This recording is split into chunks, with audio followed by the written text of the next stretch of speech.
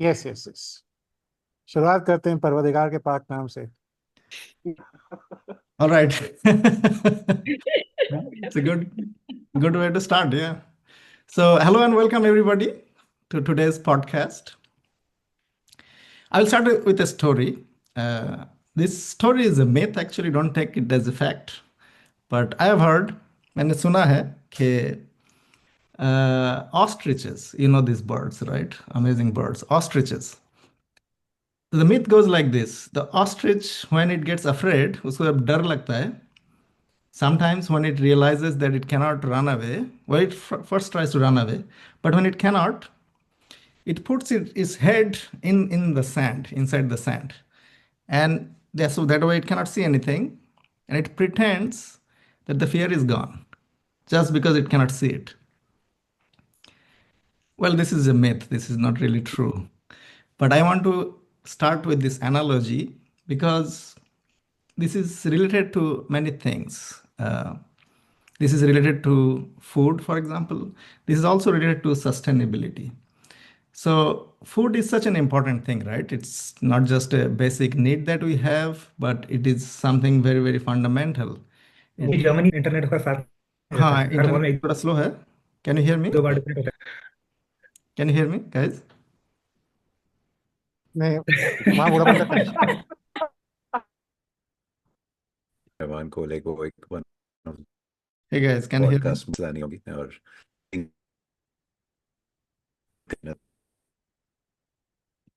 हाँ, we heard you. We didn't feel you. है। हाँ, अभी you're back. My internet is not good indeed. Let me get you back. That seems also is broken. Okay, कितना देर तक सुनाई दिया था? How far? Ostrich. Ostrich की your बात head हो रही was थी, in हाँ। the sand. मिथ है वो पता है, myth लेकिन है। बाकी एक्चुअली रियलिटी का अभी Okay. पता लगना बाकी है. Thanks for helping me getting back. So this can be related to many things. So I want to relate this to two things here today: food and sustainability. Right? Food is such an important thing. It's really fundamental. हम लोग जो खाते हैं, that goes in our body, our own body, right? That's a very, very important thing. And also this world that we live in, right? That nourishes us, that is beyond our sustenance, right? We exist because the world works, the environment is there, the solar system is there, everything. And we see things sometimes are not going in the right direction. If we talk about food, for example, eating is not safe anymore, right? It used to be much safer that we buy food either from restaurant or from supermarket, we cook at home, even home food we could safely eat this, but not that's not the case anymore. There's so much chemicals that are being put in the food. There's so much processing. It has become so unhealthy. It takes active and conscious work to eat healthy. And also when you talk about environment, uh, yeah, we hear in the news, right? Global warming, pollution, just name it, it's there. It's getting worse every day. And we seem to be failing to address this issue internationally, even individually. We individually feel powerless, but we still contribute, right? How much are we conscious about it? So I feel there is a tendency among us to close our eyes, like, and then pretend that everything's good. Like I have noticed, when I talk sometimes to my relatives about food, I tell them, look, there are some chemicals, preservatives, these are harmful for you, and so on. And they stop me after some time. They say, यार इतना सोचेंगे तो कुछ खा ही नहीं पाएंगे फिर. They maybe have a point, but there should be a balance in between, I think. We should not be like the ostrich, that we just, forget about everything, keep eating whatever feels our, taste buds. So, with that, I will start today's talk. I'm very grateful to be able to talk to you guys. So, interestingly, I did not know any of you on a personal level. I knew Ashima because she was one of the very few girls in IIT. So I knew her. But इस call में भी जया का note taker साथ दे रहा है उसका बस. What but do I you don't mean think we by have personal interacted level? much. Yeah. Go ahead, Rajesh. What do you mean by personal level here? You say I you knew don't Ashima. remember having a conversation with her, I think. Maybe she remembers. I don't know. Let's see. But yeah, it's a great opportunity for me to getting to know you. So I would like to, start from getting to know you a little bit better. Maybe you can start from your when you left IIT, and then give a quick, summary of what you have done and how you ended up with Uncompromised. By the way, I really like the name. I think that's a very, very good name chosen. I would like to also know what the story, who came up with this name, and how you ended up with this. But today, Uncompromised is something that brings us all together, right? So we'll end up there. So let's start. Who wants to go first? Ashima, maybe you want to start? Okay, so I really like the ostrich story. I did not know that myth. But yeah, all the kids also do that. नहीं हम आंख बंद कर लेते तो हमें कोई देख नहीं सकता है. Like we have our eyes closed and we're playing hide and seek, and our daughter does it all the time. तो सरप्राइजिंगली मैं इस कॉल में काफी जनों को जानती हूँ, तो मैं काफी खुश हूँ कि मैं इस कॉल में बहुत सारे जनों से आईआईटी के टाइम बात कर चुकी हूँ. तो आईआईटी के बाद तो रेगुलर था यार, इलेक्ट्रिकल इंजीनियरिंग, तो टेक्सास इंस्ट्रूमेंट्स में काम किया. फिर while I was in Texas instruments, तो हम लोगों ने एक फाउंडेशन शुरू करी थी, टीआई इंडिया फाउंडेशन. तो हम बच्चों के साथ काफी काम करते थे ऑन द साइड. फिर शादी हुई, 8 साल जो भी शादी हुई. उसके बाद move to US, move to then Sikander's job was such that we were moving every 2 years, and I switched to education at that time. I did my master's in LSE. I did social development and policy. So it just happened that my first opportunity after that was in education, and then it just continued to be in education. And it also allowed me to find a job in every other country that we went, क्योंकि education सब जगह खराब है. तो सब जगह educators और people in education की चलता रहा. But I think हमारा tipping point, even in our lives, when it comes to sustainability, happened when we were in Africa. तो हम लोग अंगोला में रहते थे और साउथ अफ्रीका घूमने गए थे, केप टाउन घूमने गए थे. उसके एक हफ्ते बाद केप टाउन में डे 0 की वार्निंग थी.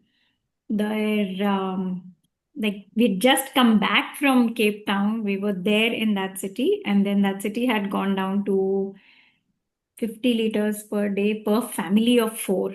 per person. नहीं, Per person. okay, 50 liters per day per person, which if we put into context, 2 बाल्टी पानी जैसा, 3 बाल्टी पानी जैसा होता है पूरे दिन के लिए, सब चीजों के लिए.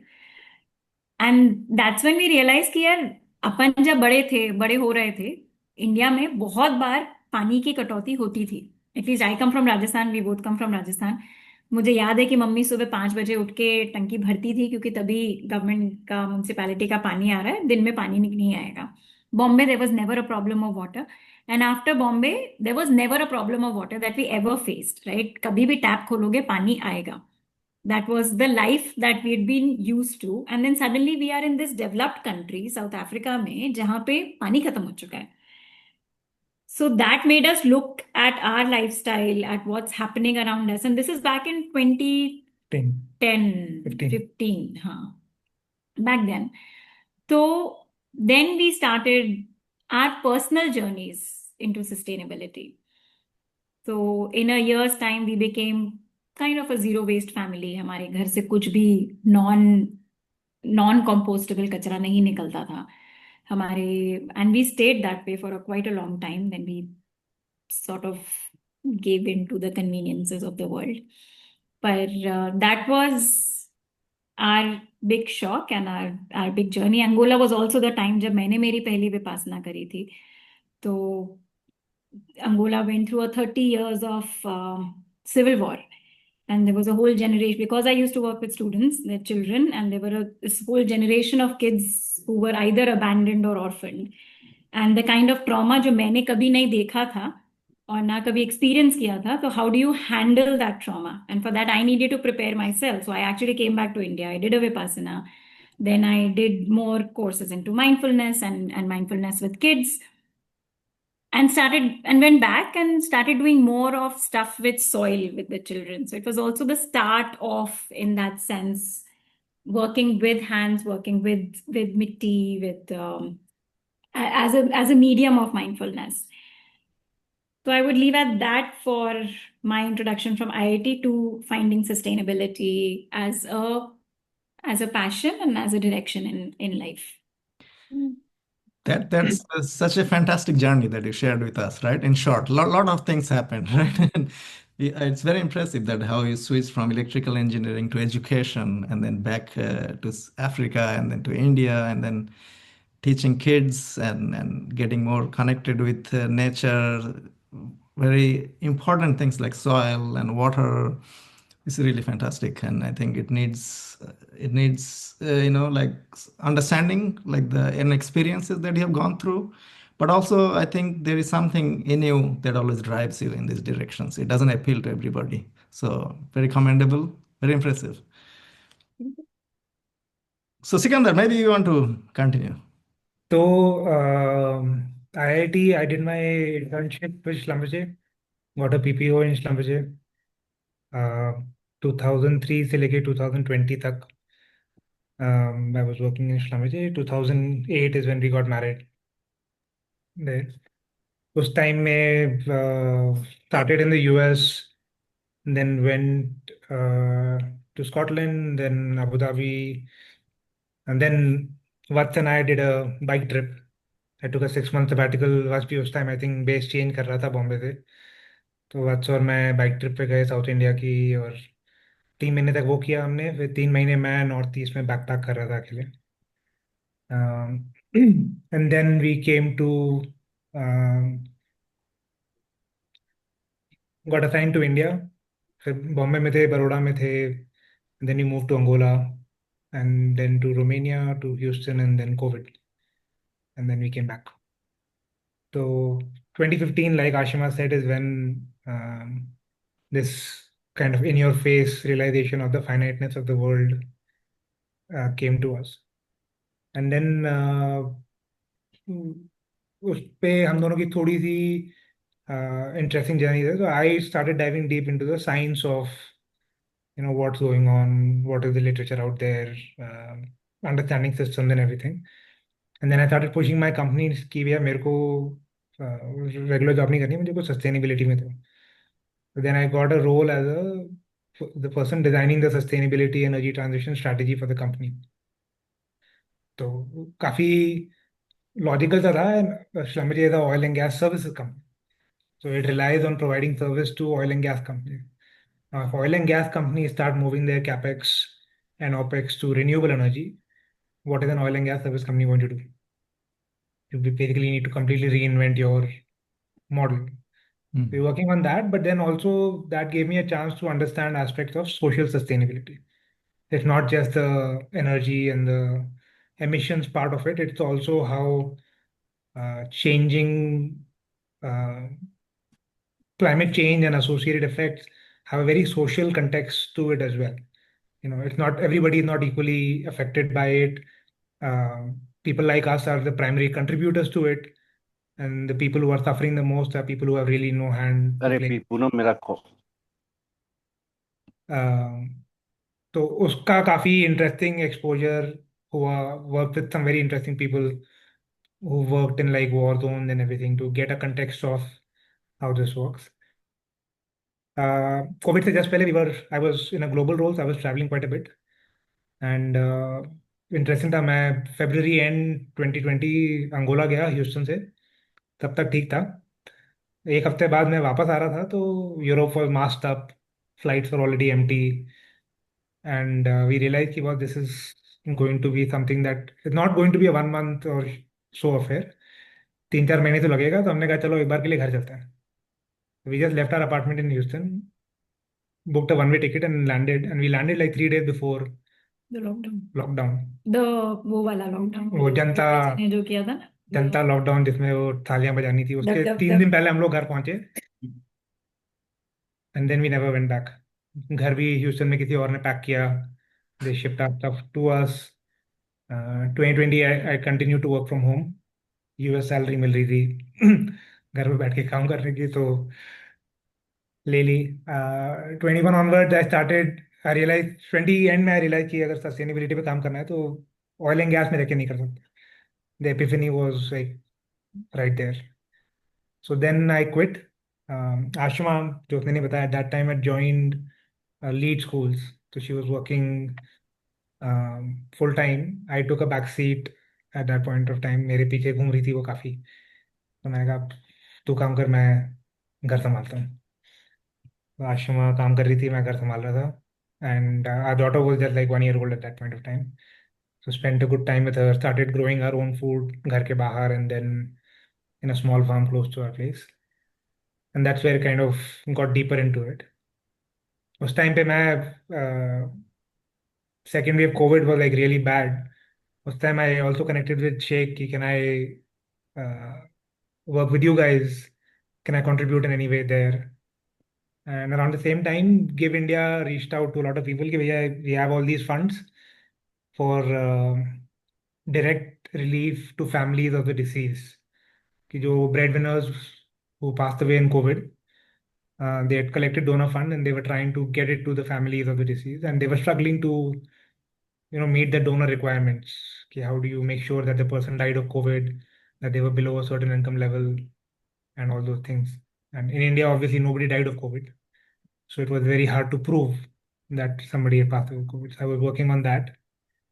And then farming evolved into thinking that this is something that we can actually, there's a real problem to solve here, and we started solving that problem. मैं पॉज करता हूँ. आई थिंक सौरभ और वक्त अपनी कहानी सुना देंगे, फिर then we can go deeper into the. Thanks, Sikander. Something comes in my mind, so I'll just throw it out before. Very impressive journey. I have got a glimpse of this also when I had a chat with you before. So you have gone through a lot, seen a lot, and had an amazing journey. What I feel is that deep down, being Indians, I guess especially, we have this idea and thought that we want to do something for people, right? We want to bring changes in the society, and do something like good karma, right? But even though if you have this in us, it's not always very easy to do it. It could be for many different reasons. Could be for pure selfish reasons that I don't feel like it, even though sometimes I have inspiration, but then I don't take action. It could be that we are too caught up with our lives. We have responsibilities, children, parents, and it's endless, right? At this stage of your life, very well.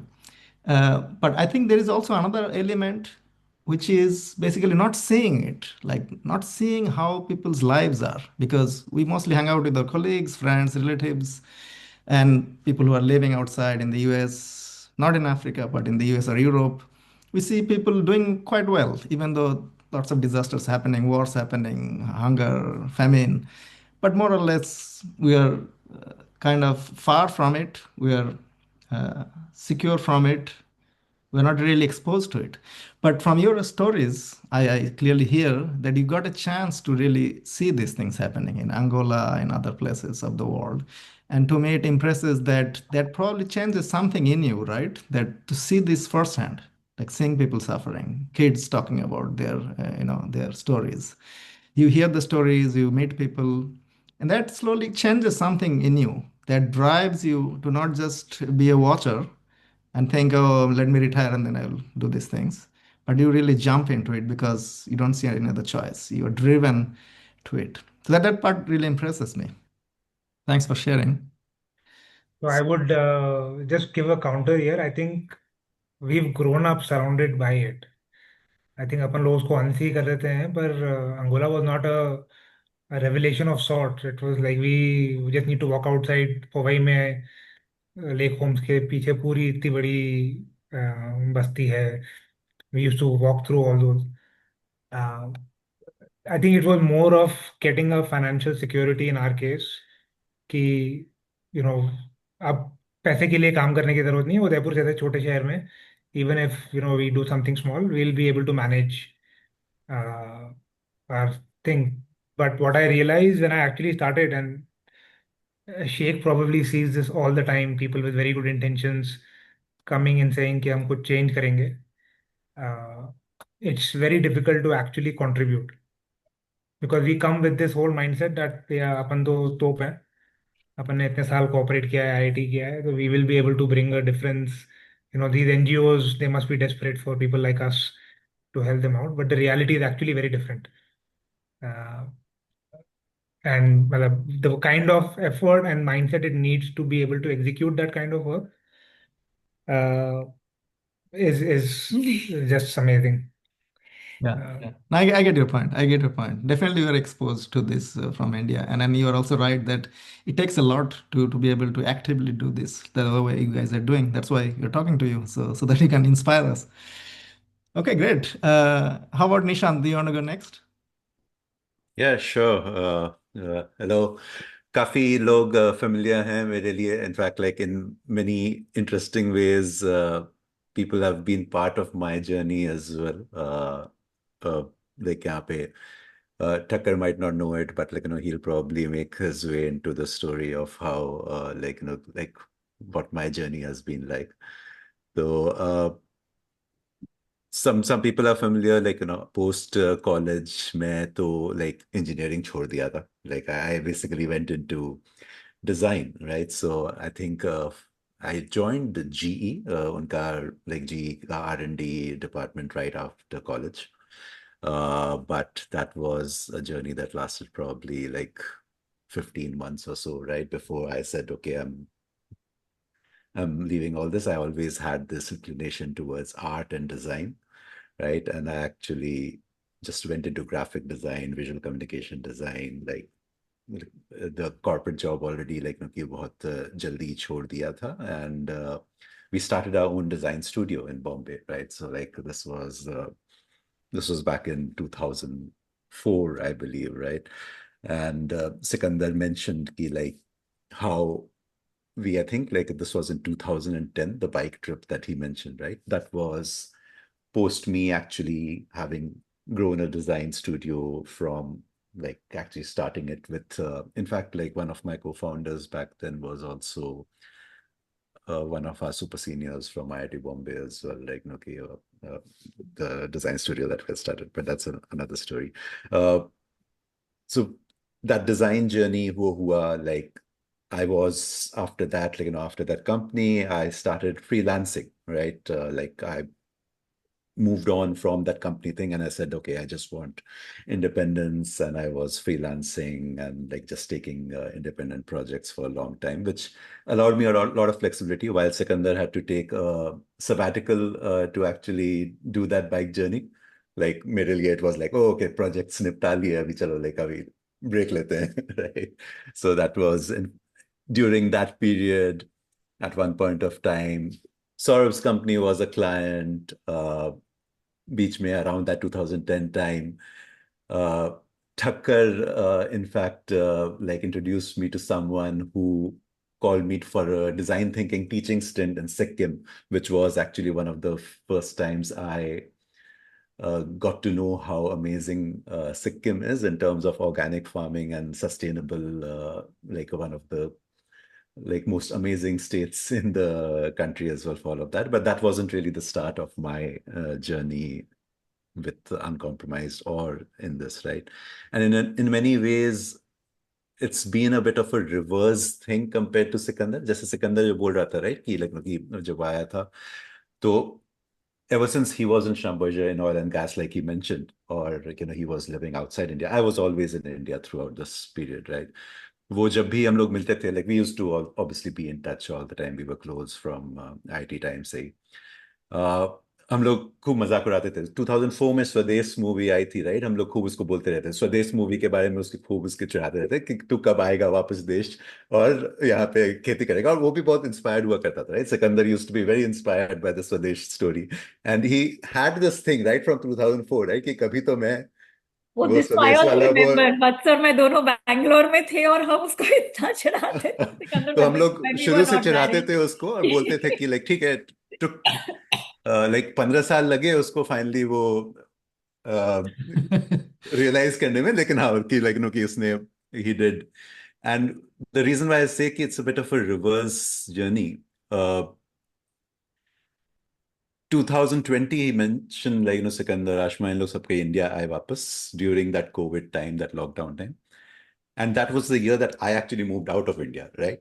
He moved like after having traveled all over the world to back to India, and I moved to uh, one of I moved to Singapore. That's where I'm based out of right now, right? And the interesting thing about Singapore is it's probably a reverse, right? So if you talk about sustainability and you talked about the experience of, say, what living in Angola does to people, perhaps, which is not really what where Sikandar and Ashima were coming from. But if you look at it, Singapore is probably one of the other ends of the spectrum, right? So if you talk about okay, this was not a concept that I was aware of earlier, but during one of our conversations around sustainability and all of this, there's this Earth Overshoot Day that you might know of, or their country deficit days and everything, right? And the interesting thing about Singapore is the Earth Overshoot Day, which is basically the day on which, and this is something Sikander and Ashma had told me about, right? The day that a particular country, the way that country consumes things, right? The day by which, if you start the calendar on day one, the day by which it would have, if the whole world was to live like that, then the resources of the world would be over, right? So it's kind of that kind of a concept, right? So उसमें अगर Singapore की तरह अगर लोग रहें, right? तो by mid-Feb वगैरह तक the world's resources will be done, right? तो बाकी के 10 महीने आपको you would have to. So that's where Singapore sits, right? In fact, if you look at the other one, right, which is to do with the biocapacity of a country itself, which is the country deficit day. So the day by which basically that country becomes net zero, right? What it is capable of producing or whatever its economic resources. Usme, Singapore is number one. This is obviously not good, and not in a good way, right? By January 3rd, Singapore uses up, basically in दिन Singapore uses up everything that it is capable of producing, right?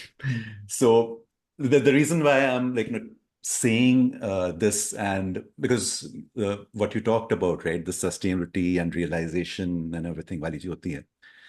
One way in which it can happen is by experiencing things like lack of resources experience karna, right? That's one way in which awareness can grow on you.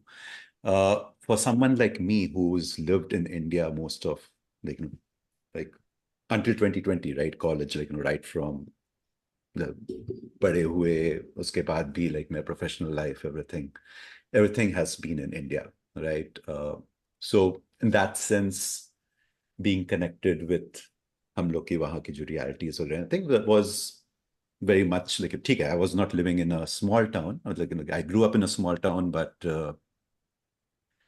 Bangalore, Bombay, ऐसी जगह में ही रहे हैं, right?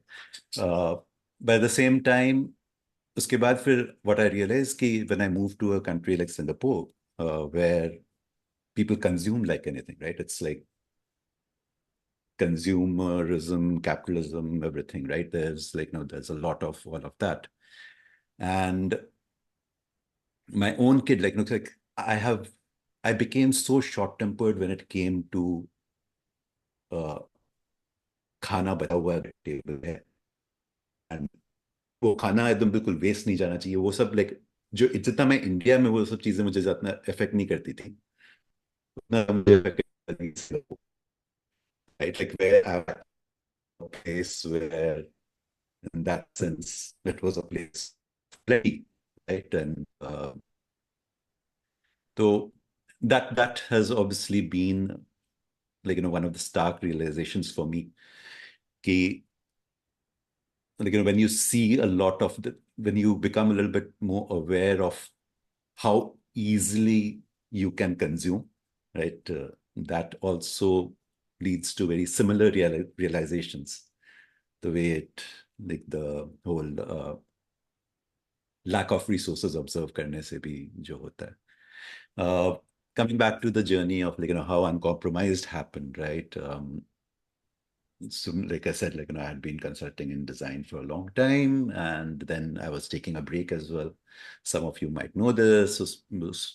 Doran, in fact, I spent a year writing and illustrating a book as well, and so that was part of the break that I was taking for my projects.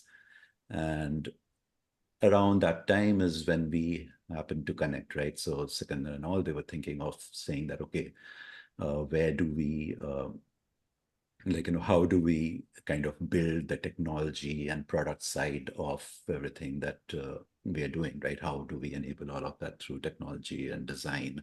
Because I have spent most of my professional life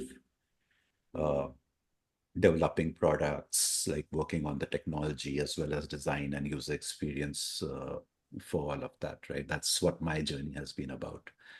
And it just became a synergy of both things that we were feeling, right, in terms of our own realizations, what we wanted to do.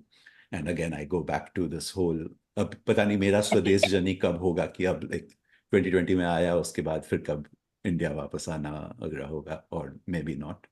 But yeah, it just became one of those things that fell into place, right? I had been admiring and observing everything that they have, Sikander and Ashima have been doing from afar, and it was a chance to actually be involved in that journey and contribute to it as well. And that's how Uncompromised happened for me. Amazing, amazing. Nishant, thanks a lot. Couple of small things come in my mind. I'll just throw them out now. You talked about consumerism. For me, I really experienced that when I moved to the US, right? So after IIT, I went to do my PhD in University of Delaware. Just one incident I remember very well. I'll never forget this. Small incidents. I was waiting for a bus in a shopping mall, and then there was this kid, maybe she was, I don't know, 4 or 5 years old, holding her parents bought her a big ice cream. Like this ice cream is such a big one I've never seen in my life. So she she tasted it a little bit, just licked a little bit, did not like the taste, chucked it in the trash can. I was like, oh my God, how can you do this?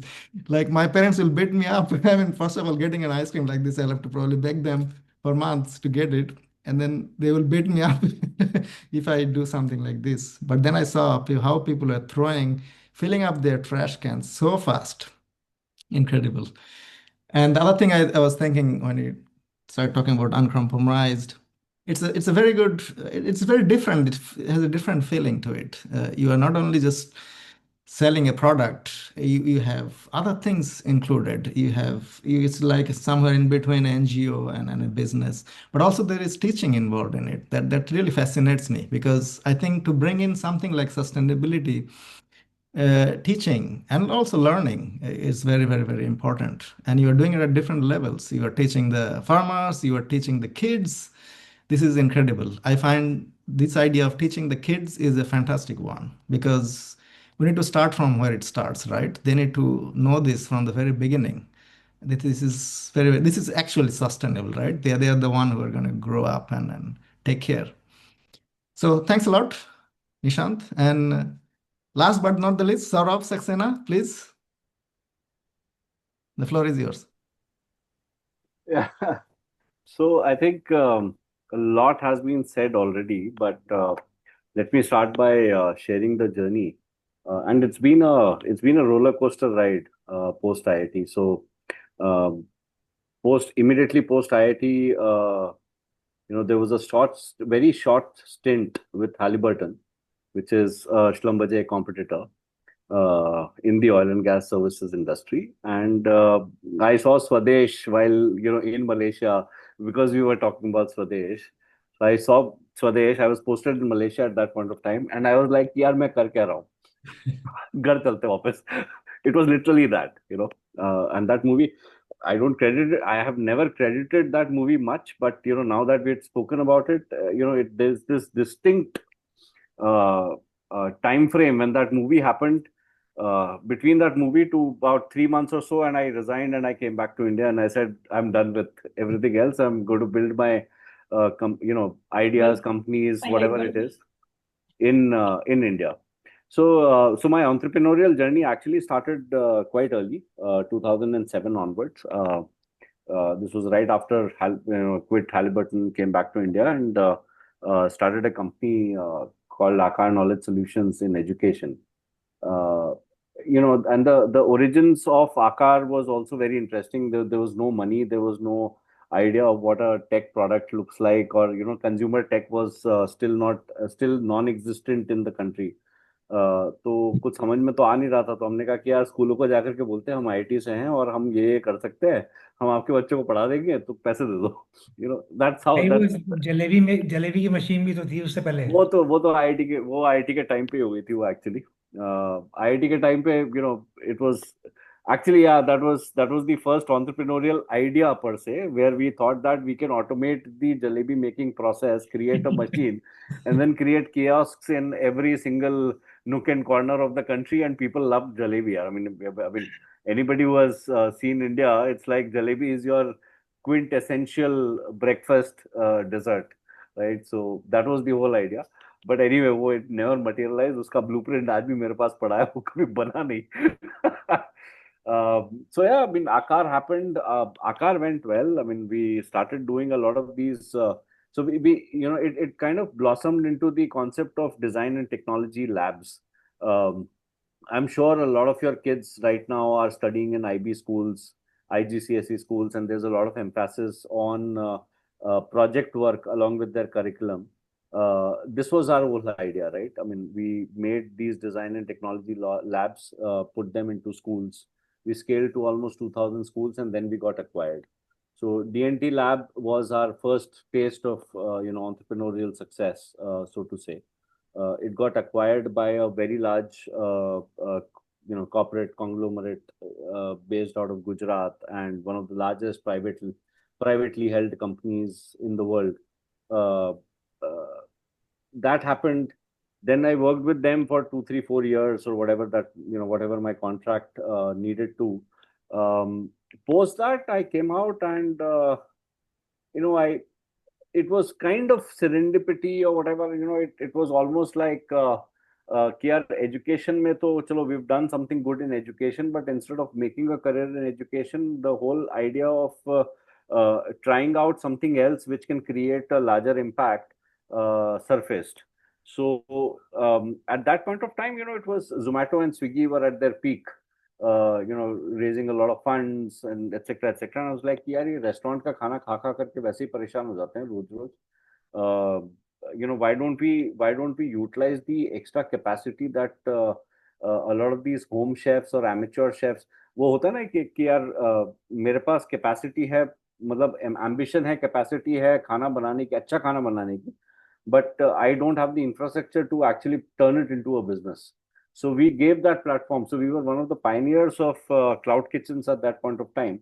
And that's how Hola Chef started, actually, giving a platform to all these home chefs and amateur chefs with very, very good education in the field of culinary sciences and stuff like that. And they got this opportunity to work with us, work in our cloud kitchens, and we created the entire infrastructure where that food can be delivered to the audiences, to the masses.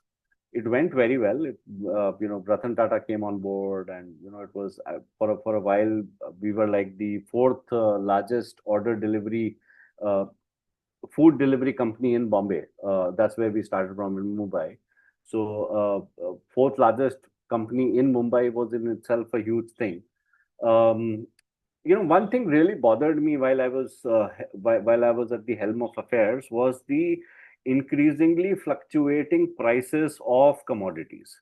मतलब प्याज एक दिन 20 रुपए का मिलता है, अगले दिन 100 रुपए का मिलता है, and I had a major problem in understanding कि यार ये चक्कर क्या है, because it was eating into our bottom line, it was eating into our operational profits.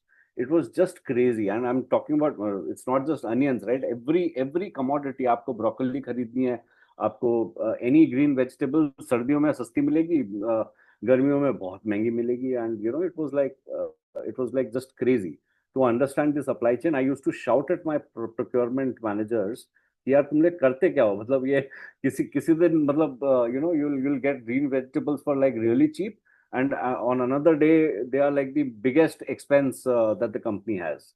So that got me thinking कि यार ये supply chain broken है, what is it, how is it working effectively, how do we actually get our food, uh, which is when once Hola Chef was acquired and then I came out of it. That was my primary concern कि यार ये इस पूरी journey में, इस 5-6 साल की journey में, फूड जर्नी में, what I realized was that the supply chain was really broken. We didn't know how mandis operated. We didn't know how farmers, or what was the decision making process of the farmers. So I set up a 40-acre farm in Nasik. I said, okay, nothing doing, abhi sirf khana ugate hain, let's see. This was around 2019, just before COVID. So we set up a 40-acre farm in Nasik, and boss, I burnt through a lot of money in that farm. जो उगता था वो बिकता नहीं था, जो नहीं उगता था वो उसी के दाम मिलते थे मंडी में. So it was like it was absolutely crazy to understand कि यार ये चल क्या रहा है. We burned through cash. We burned through cash.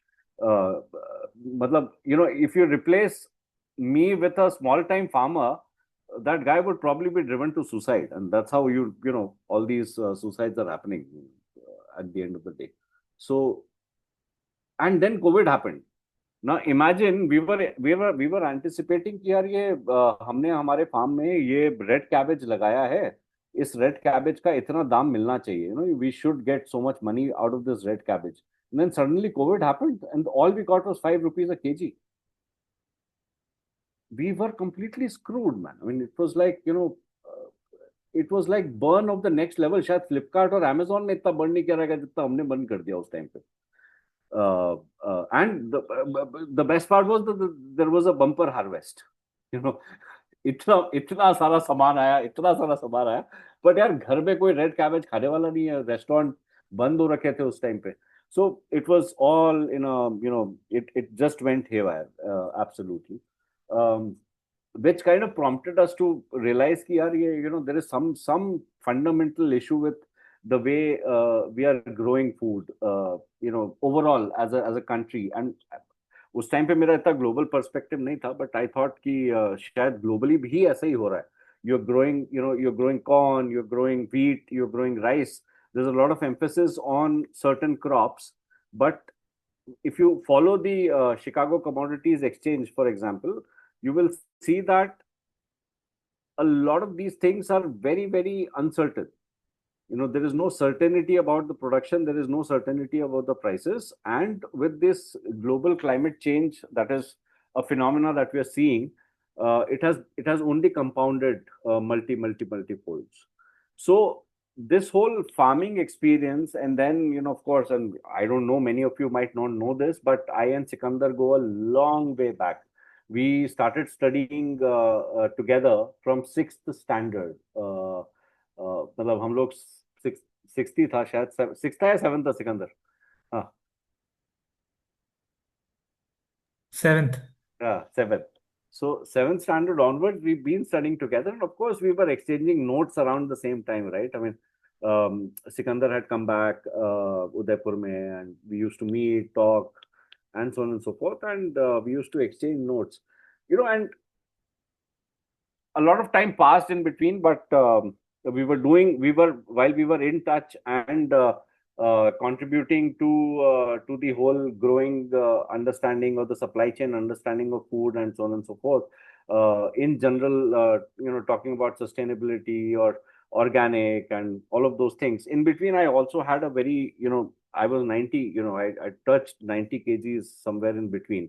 I never realized that वो 90 किलो पहुंच गए. So just to give a perspective, my college passing out weight was 69 kgs.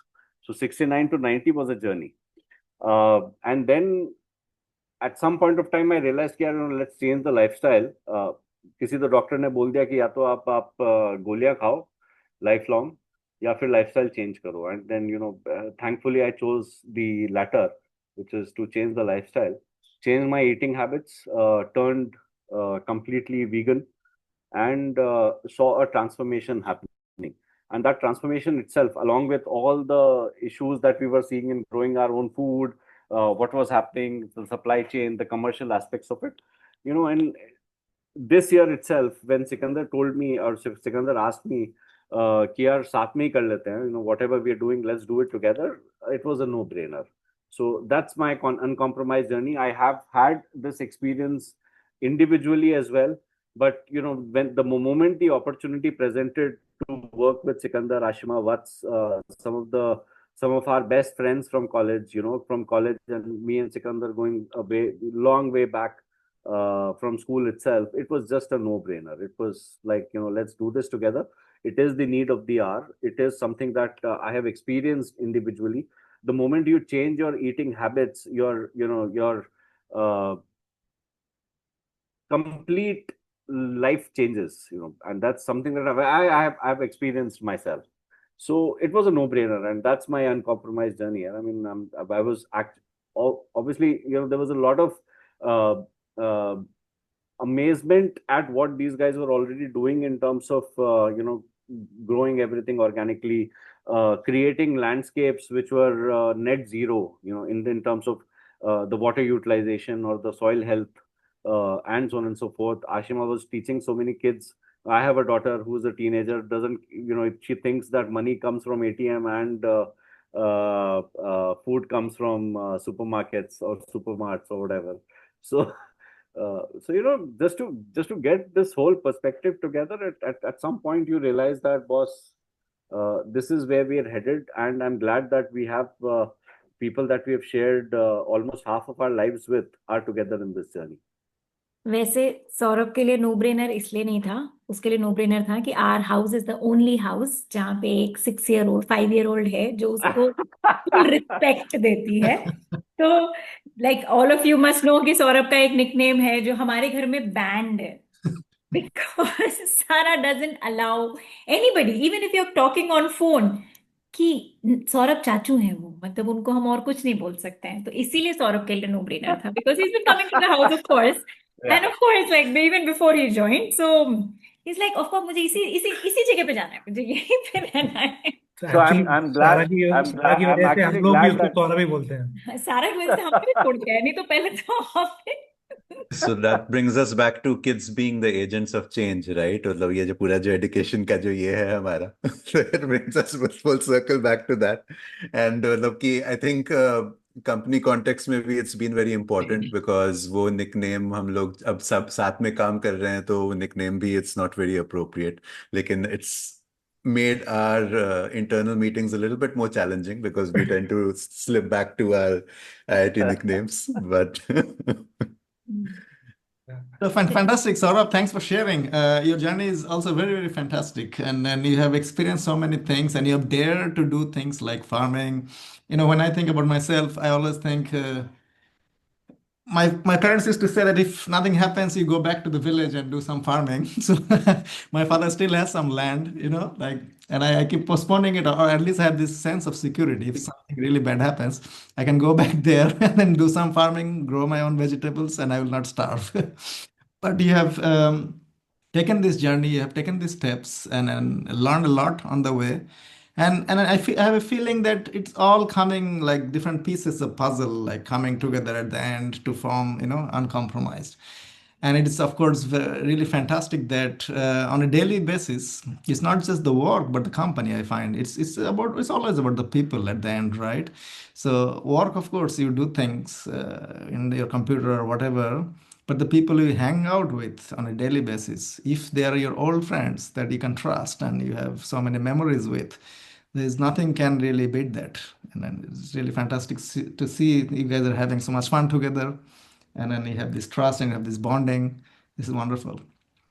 So before I open the floor for everybody, which we usually do after 1 hour, I would like to ask, maybe tell us a little bit about the current activities of Uncompromised. Of course, you guys feel free to what you want to share. This you should all anyway do. But maybe tell us what are the activities going on, what are the next steps, what are your visions, and what are the challenges maybe. Just open up about it. It will be very nice for us. So I'll start with one thing which I didn't mention, which I think kind of gets the story started. So Angola में जब हम लोग थे, I had some major vertigo and everything. Doctor in Angola diagnosed it as some neuro disorder and said you must go back home because you need to get operated. It was like a brain surgery is on the card.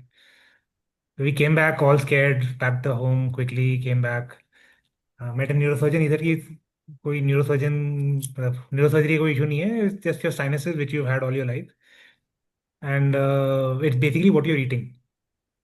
So this neurosurgeon, one of Bombay's best neurosurgeons, had a wife who was an Ayurvedic doctor.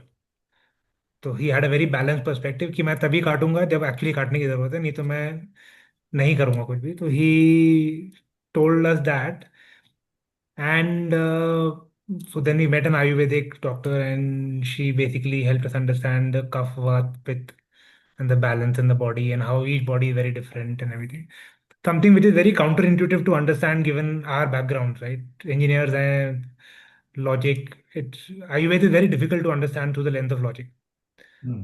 But if you just trust it, it is amazingly powerful in how well it works. Where Western medicine just doesn't work. Ayurveda tends to have very miraculous results. In our case, the doctor didn't give us any medicine.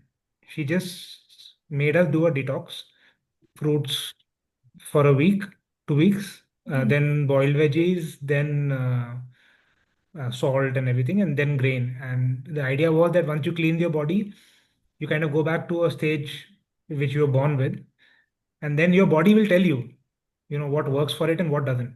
The problem is that you've just grown up in a way where रोटी तो खानी है, मतलब it's not optional. खाना जो है वो खाना ही है. टेबल पे सर दुख रहा है तो वो तुम बहाने कर रहे हो या जो भी है, what not, right?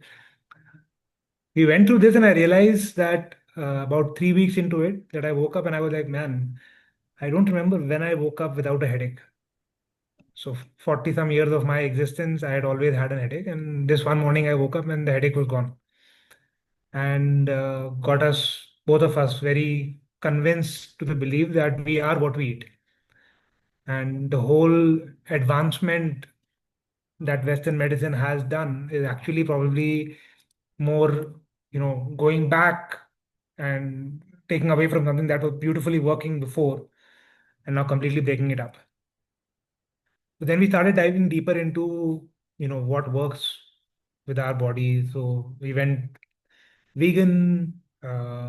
I went gluten free at that point of time. Gluten free is the Western way, but गेहूं खाना छोड़ दिया मैंने. दूध दही खाना छोड़ दिया. And my sinuses, which I had struggled with all my life, my COPD, everything just went away.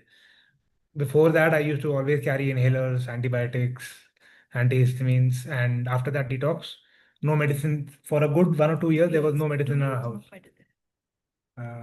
Just medicines came when Sara came. Yeah, जब सारा आई तो फिर घर में वापस दवाई आनी शुरू हुई. But it was a really powerful awakening to the fact that food is a very important part of it. And if your food is right, your gut is right. If your gut is right, your mind is right. That gut-brain connection is very strong believers of it. It's an emerging field of study, so ऐसा कोई concrete evidence नहीं है जो you can throw at anybody and they will get convinced. But we are very strong believers that that is the case. And along the way, mindfulness also came in. So it was a very up till around 40, we were living one way, and then we just kind of suddenly changed completely how we were living as well. And उसी से link था हमारा खाना उगाना. So we started growing food because we were like, यार ये बाहर का खाना इतना, God knows what they're putting in it. Let's try to grow our own food. So that's how we started. And in this journey, we were helped by a junior of ours, Saurabh Singhvi, okay, 2007 IITB, who had moved a couple of years before us, and he had started farming in Udaipur. So he was our kind of guide into setting up organic farming, irrigation systems. He helped us set up our own small farm where our journey started. Two things that came out of it. One was we realized that even a small plot of land can grow a massive amount of food. Like in 5,000 square feet of planted area, we were growing food which could feed 20 families. So it was started with the intention कि हम हमारे पास अपने घर का खाना उगा रहे हैं बस. So we got tired of distributing food. इतना खाना उग रहा था कि हम लोगों को बांट रहे थे, लोग लेने से मना कर रहे थे, यार नहीं लेंगे हम. But what it showed us was that if you treat the land right, you will get in return, right? If you take care of it and you manage it right. And the other thing was how our daughter took to nature. She was 2 years old when we started farming.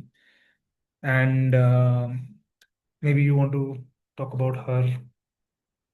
मतलब I think सबके बच्चे शायद मॉन्टेसरीज और इन सब में गए होंगे, where they teach the sorting stuff and पिरोइंग स्टफ एंड एवरीथिंग, राइट? कि पिरो रहे हैं बच्चे, ये कर रहे हो, कर रहे हैं. Sara was, I think Sara went to a first proper school when she was 4 and 4. उससे पहले तो वो फार्म स्कूल सी थी, मतलब वो रोज फार्म पे जाती थी और नेचुरली मतलब she will be putting leaves in order. मतलब छोटी से बड़े रख रही है, थोड़े से ग्रीन को एक साथ रख रही है, ब्राउन को एक साथ रख रही है. किसी ने उसे बताया नहीं है, किसी ने उसे नहीं बताया कि पेड़ को क्या चाहिए होता है, बट वो ड्राइड लीव्स को पानी दे रही है. And then I ask her कि क्या कर रही हो, तो मम्मा ये ये सूख गई है, मैं इनको पानी दे रही हूँ, ये ना ये जिंदा हो जाएगी. तो मतलब आई had always been in education, and for me to see that I'm not actively teaching her what a plant needs, but she knew it just because she saw us do those things. And initially तो हम लोग ही थे, हम खुद ही करते थे, हम खुद ही फावड़े लेके जमीन भी खोदते थे, पत्थर भी ठोकते थे. मतलब Udaipur is a very Rocky landscape, तो हमने खुद ही सब कुछ किया है. हार्वेस्ट भी करते थे और वो साथ में करती थी, वो साथ में सब कुछ करती थी. And she is the one who taught showed me कि भिंडी को पेड़ से तोड़ के कच्चा खा सकते हैं, and it is very tasty. So that's when we realize that nature is our primary educator. Like, we don't need anybody. We just need to ensure that it's a safe space for the child. There's like, and rest we can just leave it to that. And that's when we also opened up to the fact that why should only our daughter have this privilege of going to a farm? Why shouldn't every child have that privilege? So we said, okay, कि हम आपने आसपास में तो बोल दिया कि जिसको भी अपने बच्चों को भेजना है प्लीज भेज दो, हम तो फार्म पे हैं ही, you guys can just send your kids. And that's when we started doing events on the farm. We realized we needed to work with kids more and work with kids, with the same kids again and again and again. So we started doing courses, and now we're doing a lot of courses with kids in schools and getting kids on the farm. पर हाँ, शुरुआत उसी से हुई थी. मतलब I was earlier telling Sikandar कि हम थोड़े से वीडियोस ही निकाल देते हैं. सारा इतनी सी थी, मतलब और खेत पे इधर से उधर टमाटर तोड़ रही है और कर रही है, गाजर खा रही है. मतलब mud never troubled her, walking barefoot never troubles her. I know kids जिनको मिट्टी छूनी अच्छी नहीं लगती है क्योंकि वो डर्टी है, but then the difference between dirt and soil is the difference between life and death, right? मतलब that's what it is. So she showed us that. And in I think you asked the story, like our register name is Simplability, and one of the days हम ऐसे ही बैठे हुए थे. And I remember I told Sikander कि sustainability is nothing but simplicity. हमें बस, if we just be simple, then that's sustainability. And that's where the name Simplability came, which is simplifying sustainability. तो वो भी सारा के साथ ही आया था, वो ट्रिप में थी. और तो we started with that, and I remember अभी आसिफ ने जो कुछ दिन पहले बता रहा था, Asif and I had a conversation when I was farming, no agenda, no company, nothing, and he was like कि अरे क्या कर रहा है तू? मैंने कहा तुम मतलब खुश शांति से नहीं बैठोगे ना, मैं कुछ कर रहा हूँ, मैं एंजॉय कर रहा हूँ. I don't have, there's no company in my mind, there's nothing I'm doing, I'm just happy farming. Why are you doing this kid? And then he was telling me, साले मैंने देखो बोला 2 साल पहले कि तू क्या कर रहा है, और तू बोला था कि मेरे को छोड़ दो अकेले, मुझे कुछ नहीं करना है. Now you are in a company, you formed a company, you got 4 of you together, and you are going for it. So Saurabh, his wife Krati, not Saxena, Singvi, Ashima and I, we started to work together. We started to explore, and the premise we went with is that if we are seeing this much production happen from our farm and we are seeing very good production happen from his farm, maybe there is a pathway which allows us to bring the cost of production for regenerative farming, organic farming down to a level where organic or regenerative produce is the same as regular produce. Because that is truly the only way that can scale. As long as you have a price parity, you will always have trust issues once you start to scale, right? People will use fraud because there is a premium associated with that produce, and the buyers will lose trust because there is a premium associated with that produce. कि मैं पे तो कर रही हूँ, मैं कर रहा हूँ, but how do I know that this stuff is organic, right? And it is not truly scalable to every farmer. So our hypothesis was, if we are doing modern organic, we are using microbes, we are using some techniques, and we are seeing that the production is coming, तो production तो आ सकता है. अब cost of production पे काम करते हैं. Let's figure out a way to get this down to a level where mandi price viability exists for For organic organic farm. farm. So that was the premise we started working with. And the parallel thing was always that, we want people to change their relationships, and we are seeing how being in nature changes that. You don't need to actually teach anyone. So what Ashima really focused on was education and experiences at the farm. So that was like the two things. तो हमारे original 4 verticals थे. Farm, which was the farming activities; fresh, which was the produce that we were growing and selling; grow, which was the educational offering; and gather, which was the experiences offering at the farm. So that was the 4 original verticals in the company, and that's how we were envisioning how we were doing it. Along the way, sometime last year, me, Ashma, and Saurabh and Krati, we decided to part ways because we realized that together we were not being able to get the velocity that we needed to move the business forward. Around that time is when we had moved from one 5,000 square feet farm to about 8 farms all around Udaipur at that point. और उस time में हमने figure out किया था कि यार कोई भी फार्म को अगर कुछ कर रहे हैं हम, and the shift had started happening, and I'll tell you why, because it's fundamentally changed what we're doing now. We realize that we can do whatever we want, but if we are not designing for climate and climate change, all these interventions will fall flat on their face. Right? So if I take a step back, all farming around Udaipur, for example, is either corn in the monsoons or wheat in the winters. कोई कोई सरसों लगा लेता है गेहूं की जगह, बाकी सब ये स्टैंडर्ड क्रॉप्स हैं. And most of you will remember a similar image from your areas. There are 2 or 3 big crops. That's what people grow. So when you go out of the city, एक season में तुमको एक ही चीज दिख रही है, या तो गेहूं ही गेहूं दिख रहा है, या जैसे वो सरसों पंजाब के खेत. डीडीएलजे के पर सरसों के खेत दिख रहे हैं पंजाब में, या साउथ में जाओगे तो चावल ही चावल दिख रहा है, right? And then there was, in just in the past 3 years, we've had 2 or 3 major events which cause massive amount of damage to those crops, right?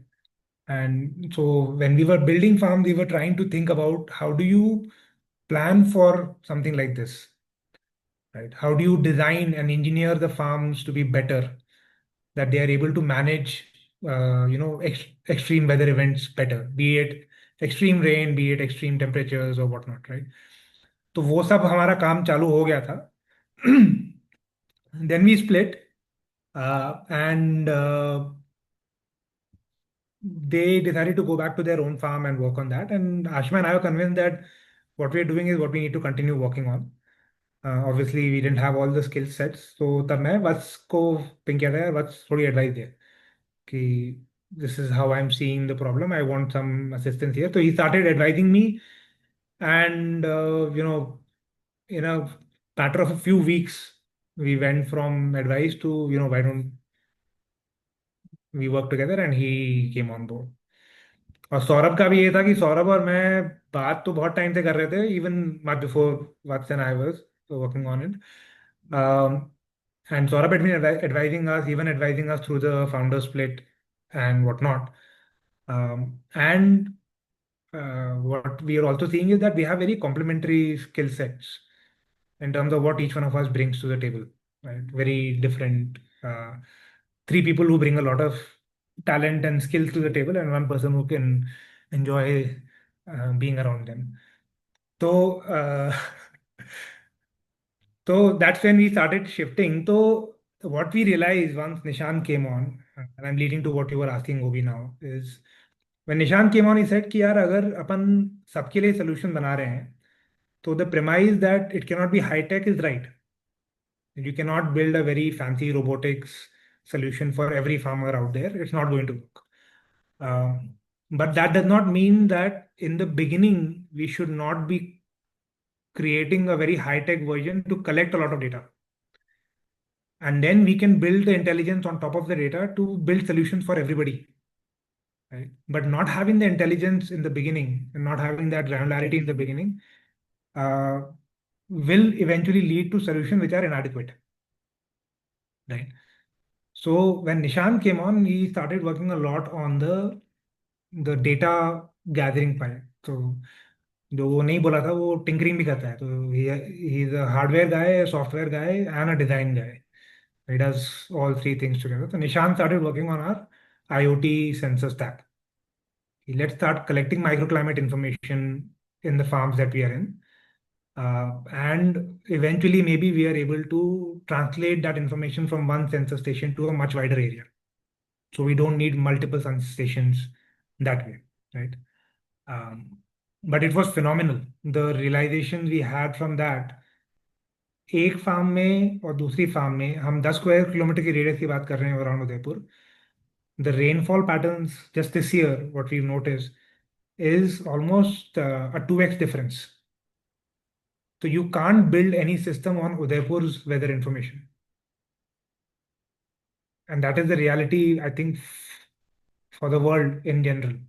Microclimate is so different. And if the rainfall is going to change that much, you really can't build the intelligence into the system without actually getting that data on the ground, right? So that's been one big shift. And the other thing that I mentioned with the climate resilience part was that we realized that unless we really design for extreme weather events and plan for extreme weather events, whatever we do, be it regular farming, organic farming, regenerative farming, will fall flat on its face. So,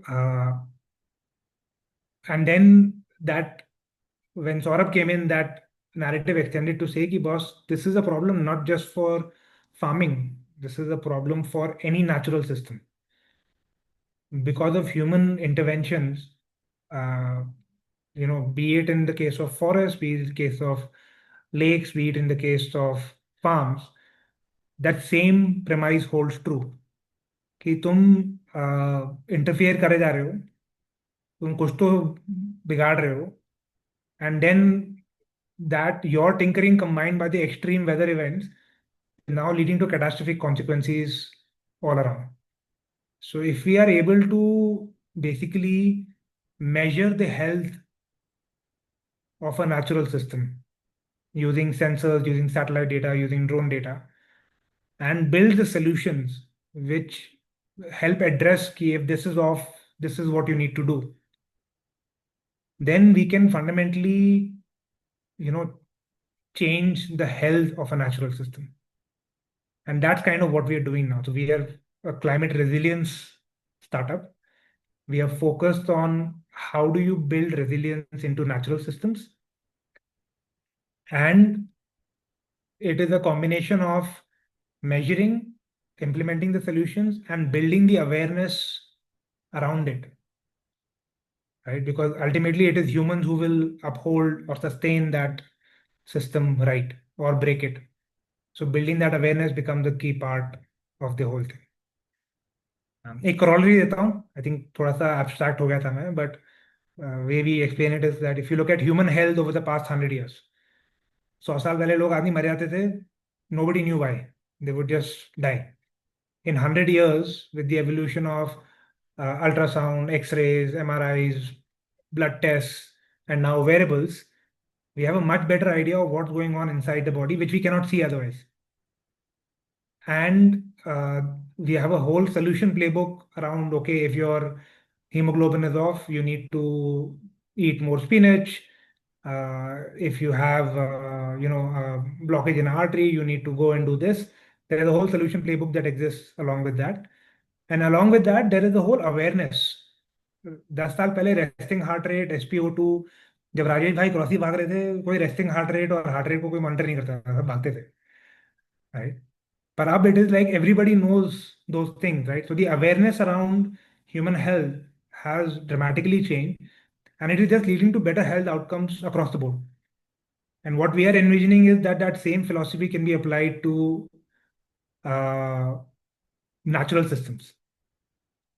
That if we are able to measure the health and if we create a solution playbook to fix that, and that can be a farm, that can be a water body, that can be a forest, it can be whatever, right? And then if we build the awareness, then we are able to fundamentally transform the health of the natural system. So I'll take a pause if you guys want to add anything or if anybody has a question, and then we can dive into what we are doing.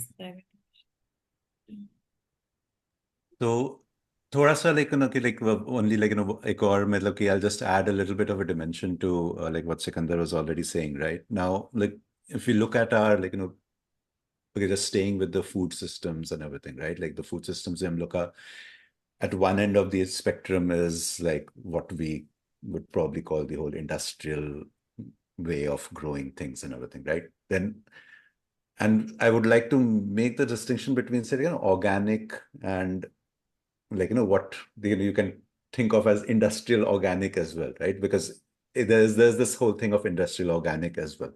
And all of that still relies on even that kind of thing, while it is chemical free, but it's also like, majorly engineered version of all of this as well, right? But it is still concentrating on monocropping and things like that, right? And all of this, like, when you try to kind of farm for scale and everything, it still stays in that year. And like, so what we are trying to, and then like, food systems, if we break it down further, so there's probably also the pastoral part, right? Which is like, just chote farms, small scale वगैरह में हो रहा है. And then there is obviously, if you just go into the very basic thing, जो कि वो I think there's a book called The Omnivore's Dilemma and everything, right? उसमें Michael Bono वो mention करता है कि and then there's obviously the hunting and foraging वाला thing, right? So but hunting and foraging का भी आप अगर देखो तो ठीक है, आज की तारीख में we don't do hunting and foraging, but at the same time going forward and a sustainable future के लिए, one of the things that is going to be important is also people taking food production into their own hands also in various ways as well, right? Whether it's through it. So like people need the tools in order to be able to enable all of that as well. So there's a place in this whole sustainable thing for things like urban farming as well, right? And it's like whether it is like people growing their own food as well. That's also one path to sustainability as well, which kind of leans towards the whole hunting and foraging wala part. But for that, we need, because one of the like आज की तारीख में हम लोग भी farming अगर बात करते हैं, बट लेकिन कि हम लोग अगर अपनी बालकनी में अगर कुछ उगाना है तो हम लोग भी probably struggle to like keep one plant alive as well, right? So there's a whole like kind of knowledge gap and a playbook, like Sikander was saying, a playbook to follow,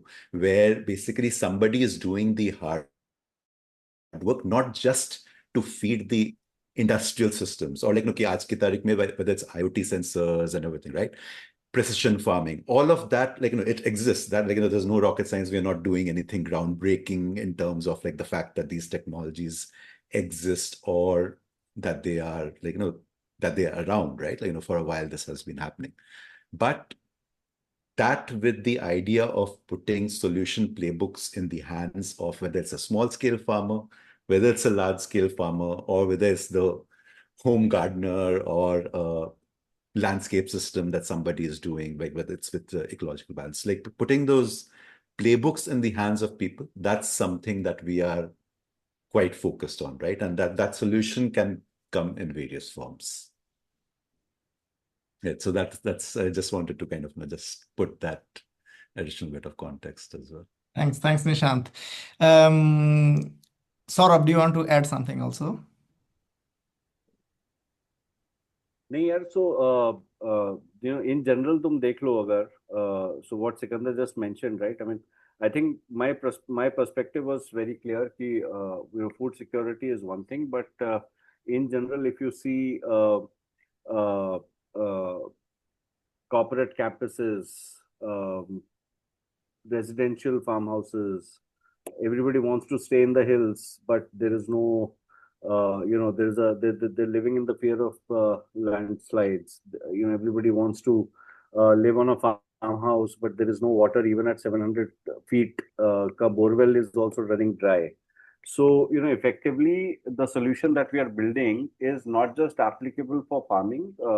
I realized that this solution is applicable for pretty much, it's like monitoring the health of a natural asset and not just a farm.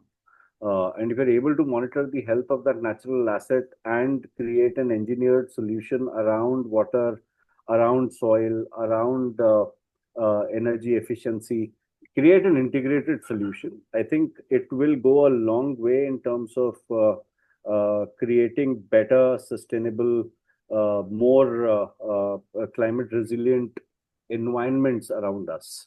And not just, obviously contributing towards food security, but I think the application is much more wider than just food security. Thank you very much, guys. It has been really enriching experience for me hearing about all this information and knowledge and experience that you're sharing. There's a lot. I'll have to sit hours and hours and hours to learn more. So thanks a lot for sharing. I will quickly open this up for everybody. But before I do that, maybe one quick last question. I see that you have taken up on a big challenge. This challenge-wise, it's a big one, I find, because everybody is involved in it. Nature is involved. We are involved. Everything. And there are so many dimensions to it that needs to be addressed. Sustainability has education. How do you organize yourself? How do you sell? How do you make money? Everything is together. So maybe tell us a little bit how maybe we can help you. We are also a big community, IIT batch. Maybe give us some hints because we would be very happy to participate. So I think maybe we touch on this towards the end, Obi. I think because this is it's a CTA, a call to action, which the problem, like you said, we are trying to solve is huge. So we need Sure. help Let's do in that. every No manner problem. to come out. But let's Oh. ask if others have any specific questions. No. Yeah.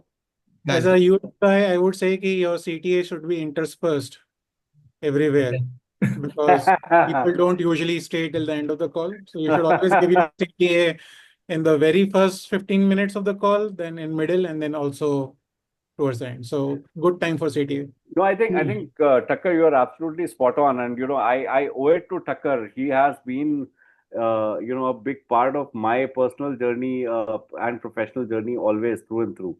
So and what Tucker is saying right now, I think makes a lot of sense. I owe a lot to Tucker too. Totally. But if there is a problem with design, I used to, the first person to go to was कि भाई Tucker, बताओ करना क्या है.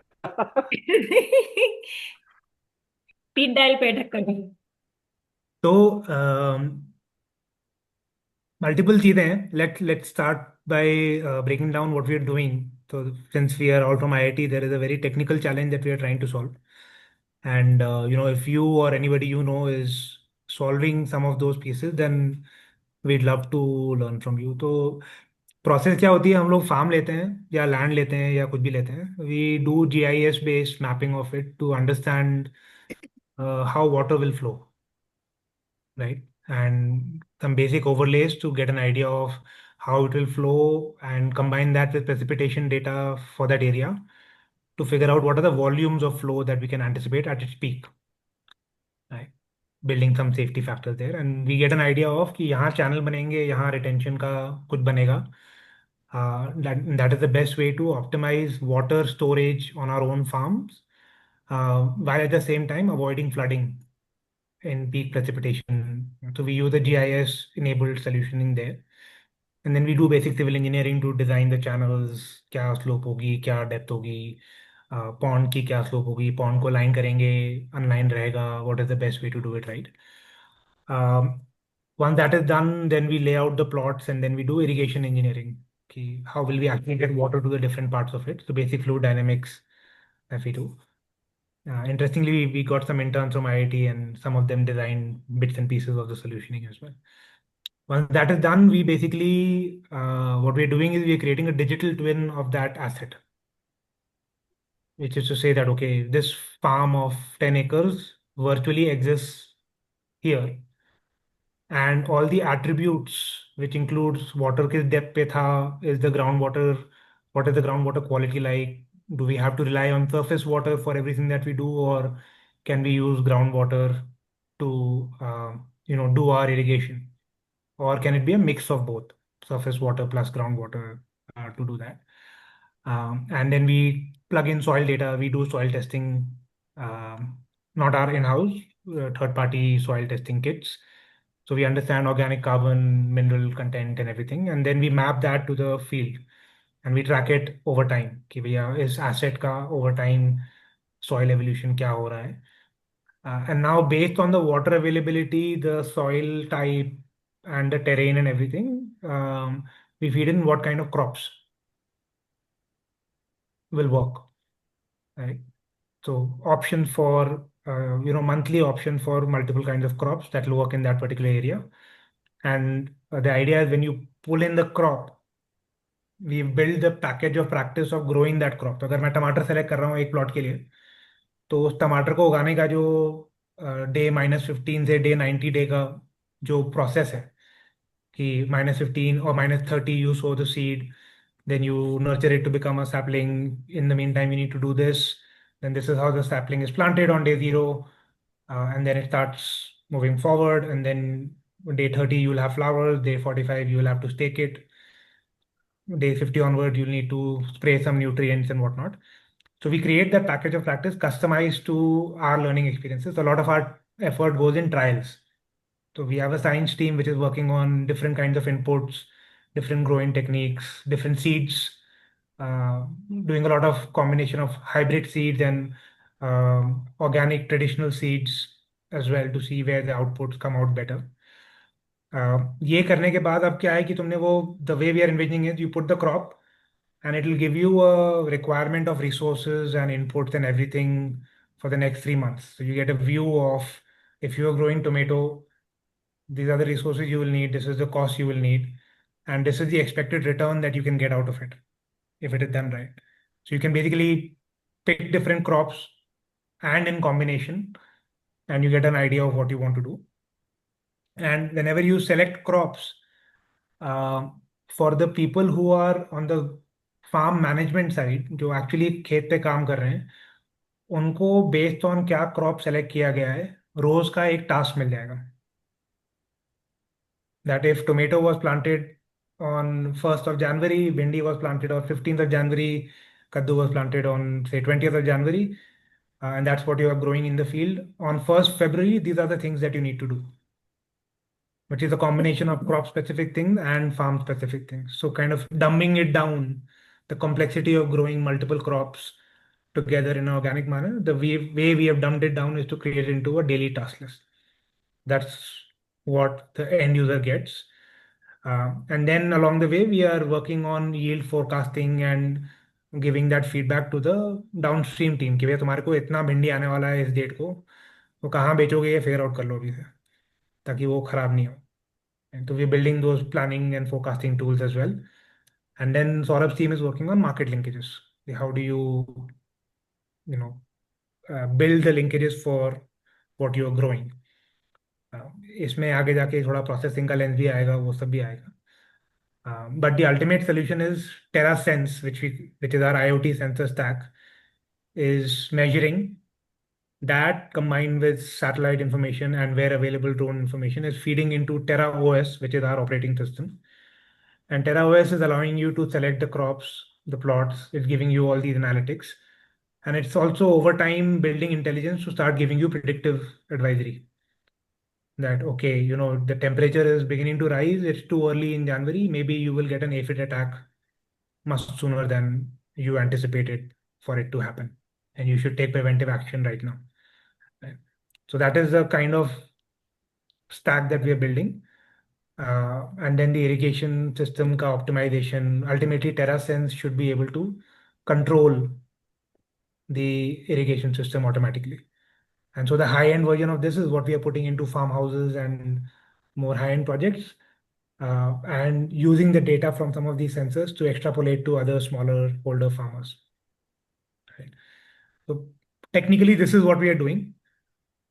So quite a bit of AI ML in our roadmap, quite a bit of what we can do with GIS, satellite, hyperspectral or other kind of imagery to build into it. A lot of user experience kind of problems. How do you dumb it down for a farmer? So most solutions for farmers today are in the form of IVR. We are hedging to say that smartphones are reasonably prevalent, and if we can give the information in Hindi or in the local language, most likely it will work. But IVR is a thing that we can think about. आज की date में हम लोग IVR पे solutioning नहीं सोच रहे हैं. Did I miss anything on the tech?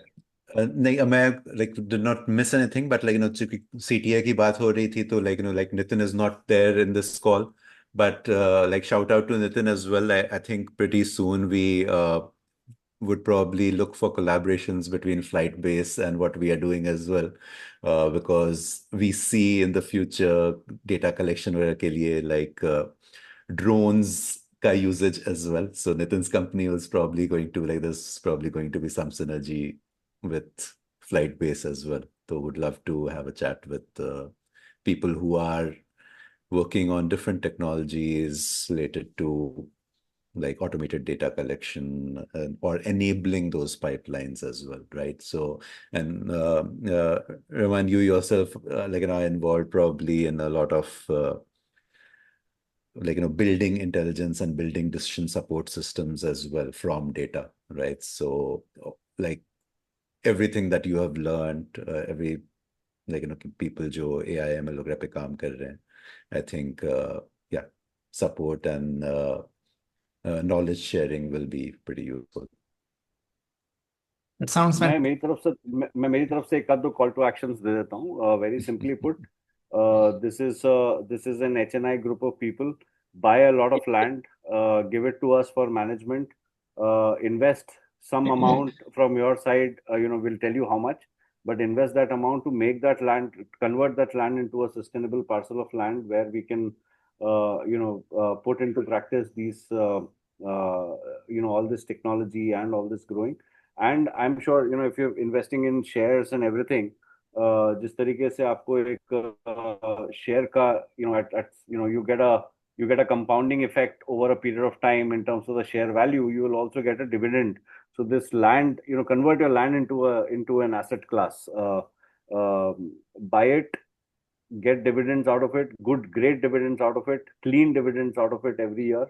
And if you want to sell it at some point of time, great, definitely get a better premium if it is a sustainable parcel of land. Sounds fantastic, guys. It's really impressive. You are basically digitalizing agriculture. When people think about agriculture, देश की धरती सोना उगले उगले हीरे मोती, we don't think about technology, right? But this is exactly what ideas should do. Bring in the technology part. It's fantastic. So, guys, please, the floor is open. Anybody ask your questions. वो भी दो request है यार. एक तो ये चेहरे और आवाजें थोड़ी जाने पहचानी लग रही हैं, लेकिन इनके निकनेम के बिना समझ में नहीं आ रहा कि ये लोग है क्या. वो हम पार्ट स्किप कर जा रहे हैं, पता नहीं क्यों. एसी कौन है भाई? हम मैं इनका बोल रही थी तुम्हारा पहले सिकंदर चेंज को कि करके ये आओ साला. एसी कौन है. एसी ने बोला. ए स्क्वायर से इंस्पायर्ड है क्या ये एसी? एसी बेसिकली डीसी था, बट एसी डीसी कौन है? अब थोड़ा यार सा एबी एपी तो कभी आई नहीं, तो फिर मैंने कहा दूसरा ही ग्रेड बनाना पड़ेगा. वेवी हो गया है थोड़ा सा अभी. शक्ल तो दिखा दो, चिंता. ए फॉर अखंड है, सी फॉर अब समझ लो. और दूसरा यार वो बोलना था कि चेहरा तो नोट टेकर भी चला गया अब तो. पूरा 1 घंटे 15 मिनट आपने वेट किया वो ठक्कर को ठक्कर तो बात लाइट देने मार के के भी लिए. ढूंढ रहे हैं अंधेरे में तुमको. If you guys और want to feel even more free, I can stop the recording. वो ठक एडिट कर लेना. हाँ, तो ठक्कर जब से बोल नहीं पा रहा था और उसको बेचारे को चैट यूज करना पड़ रहा था, और पूरे time going back to the Swades story उसका वो वॉइस मेल पे जा रहा था कि hi you reached Alex H Lumber से, please leave your message after the beep. I wish Anshul होता है इसका. तो मेरे को एक बार बर्थडे का फोन किया है, आई थिंक नेहा ने किया था. फोन करती है, मैंने उठा लिया, कहती है फोन रखा. में जैसलमेर में we separately kind of did a 25 acre का पायलट, जहाँ पे पिछले 10-15 साल से कुछ उगा नहीं था. It was complete desert land and Jaisalmer में विद. कहाँ पर? अब यार इतना एग्जैक्टली डिटेल मत पूछ, मैं जीपीएस भेज दूंगा तेरे को बाद में. ओके. सो राजकुमार मीना करके थे एक फार्मर जिनका वो प्लॉट था, जिन्होंने अग्री किया इस पायलट को करने के लिए. एंड वहां पे आज की डेट में यार मतलब he is been able to generate an income of almost 10 lakh rupees from that 25 acres, as compare to almost as compare to zero for the last 10-15 years. So कुछ चीजें हैं जो कि इंटरवेंशंस के थ्रू आई थिंक अगर smartly play करें तो हर एक किसी भी लैंड पार्सल के साथ इंटरेस्टिंग काम किया जा सकता है. नहर का पानी था या पानी? क्या चीज? नहर थी क्या, मतलब नहरी? नहर का नहीं था. मतलब नहर का पानी तो ला नहीं पाए हम लोग वहां तक, बट जो भी छोटा मोटा पानी वहां पे आजू बाजू में से निकाल करके लेकर के आ पाए. रेन वाटर हार्वेस्टिंग का काफी अच्छा काम हुआ था वहां पे. जो भी छोटी मोटी बारिश होती थी उसको पूरा स्टोर कर लिया गया. भाई एंड बीडीपी प्लस अब तो plus plus a lot of input जो हमने डेवलप किया है, या फिर काफी लोगों के साथ हम लोग अटैच हैं आज की तारीख में, जो लोग काफी इनोवेटिव काम कर रहे हैं. तो उसकी वजह से ऑलमोस्ट पानी की रिक्वायरमेंट किसी भी क्रॉप के लिए 50% तक कम की जा सकती है. Just you know. So if you put those inputs into the ground, you can, and these are all organic inputs I'm talking about, you can actually reduce the water requirement by close to 50%. So what with climate change, one of the things that is happening, BDP भाई, अब राजस्थान में इस साल 70% ज्यादा बारिश हुई है than in previous years, right? So हमारे यहाँ हो रही है, सही बात है, पिछली बार हमारे खेत फ्लड हो गए थे. बिल्कुल बिल्कुल exactly, and that is the reality that we are beginning to see. Rajasthan is turning green. Balotra was already a anar ka. I don't know if you guys know, Nasik is no longer the anar king of India. India में majority अनार जोधपुर के पास बलोत्रा करके जगह है, वहां से आता है. And it was a desert 10 years ago. There was no agriculture of any kind happening there. So it's been transformed uh, that way. तो मेरी स्टडी बालोतरा में हो रखी है, बट अभी मैं पोखरन के पास उधर फलोदी करके जगह है, तो वहाँ मेरा नेटिव था, तो shifted back to that place. हाँ. तो आप भी काफी इंटरेस्टिंग काम कर रहे हो वैसे बीडी भाई, फॉलो करके थोड़ा मैंने बहुत. नौकरी ज्वाइन कर ली वापस, वो इंटरेस्टिंग काम चला नहीं. अच्छा. Will talk about it someday. देखते हैं. तो जो सौरभ बोला था ना BD, one of the interesting thing that we are doing is we are one of the few companies जो ऑपरेशन कर रही है. जनरली ये सब हाँ. एग्री टेक में टेक पे आके अटक जाते हैं या इनपुट बनाते हैं, because agri operations is very complicated, high risk, very difficult to make a business out of it. And while we started with the intent of creating an operating model, even we are now becoming more subject matter experts in how operations are done, right? Building our expertise there. कि operations through processes, through technology, how can you deliver better operations on the ground? वो And जो one thing, 5000 feet में, I think 50 by 100, right, you are talking 5000 square feet में you can like get vegetable for let's say 20 families, that's what you. yeah, yeah, हमारे and उधर पानी का without ऐसे the folly house. Availability हमें लग रहा है कि यार इतना सब कुछ हो सकता है. So yeah, so BDP, let me tell you this. We are currently in talks with a major school campus to be converted into a net zero water utilization campus, right? So वो water harvesting से लेकर के solar integration तक का पूरा integrated project है. That we are in talks with to convert that into a reality. उसके अलावा मतलब the application finds itself in not just farming, it just finds itself everywhere. आज की तारीख में बड़े बड़े इंडस्ट्रियल कॉम्प्लेक्सेस लगते हैं. पानी किधर से आता है? They also want to keep their campuses green. Where does the water come from? So तुम बहुत माइन्यूटली देखोगे इस चीज को, तो यार अगर आज वाटर हार्वेस्ट नहीं किया, एंड ये तो मैं I stay in Delhi, boss Delhi में एक टाइम पे 110 100 का 110 फीट करते थे ना बोरवेल, तो लोग बोलते थे कि ये पागल हो गया, 10 फीट और एक्स्ट्रा क्यों करना है. आज 700 फीट पे पानी नहीं है बॉस. पानी का तो हमारे इधर भी काफी इंटरेस्टिंग स्टोरी रहा कि पहले जैसे हम पालीवाल, हमारे कास्ट है वो एक्चुअली स्पेशलाइज थी कि हमने बहुत सारी जगह पे तालाब वालाब बनाए, तालाब वगैरह. फिर बीच में नहर आ गई, तो पानी का लोगों को हो गया कि चलो ठीक है. अभी सोलर आ गया, सोलर को वापस वो पानी का मॉड्यूल क्लीन करने का रिक्वायरमेंट इतना हो गया कि उस पानी पे वापस झगड़े होने लग गए. इधर हैदराबाद में 1200 पे पानी नहीं है.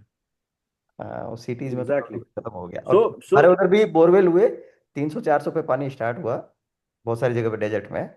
अब विद इन 15 to 20 years वो 700-800 पहुंच चला गया, और अभी खत्म हो गया काइंड ऑफ।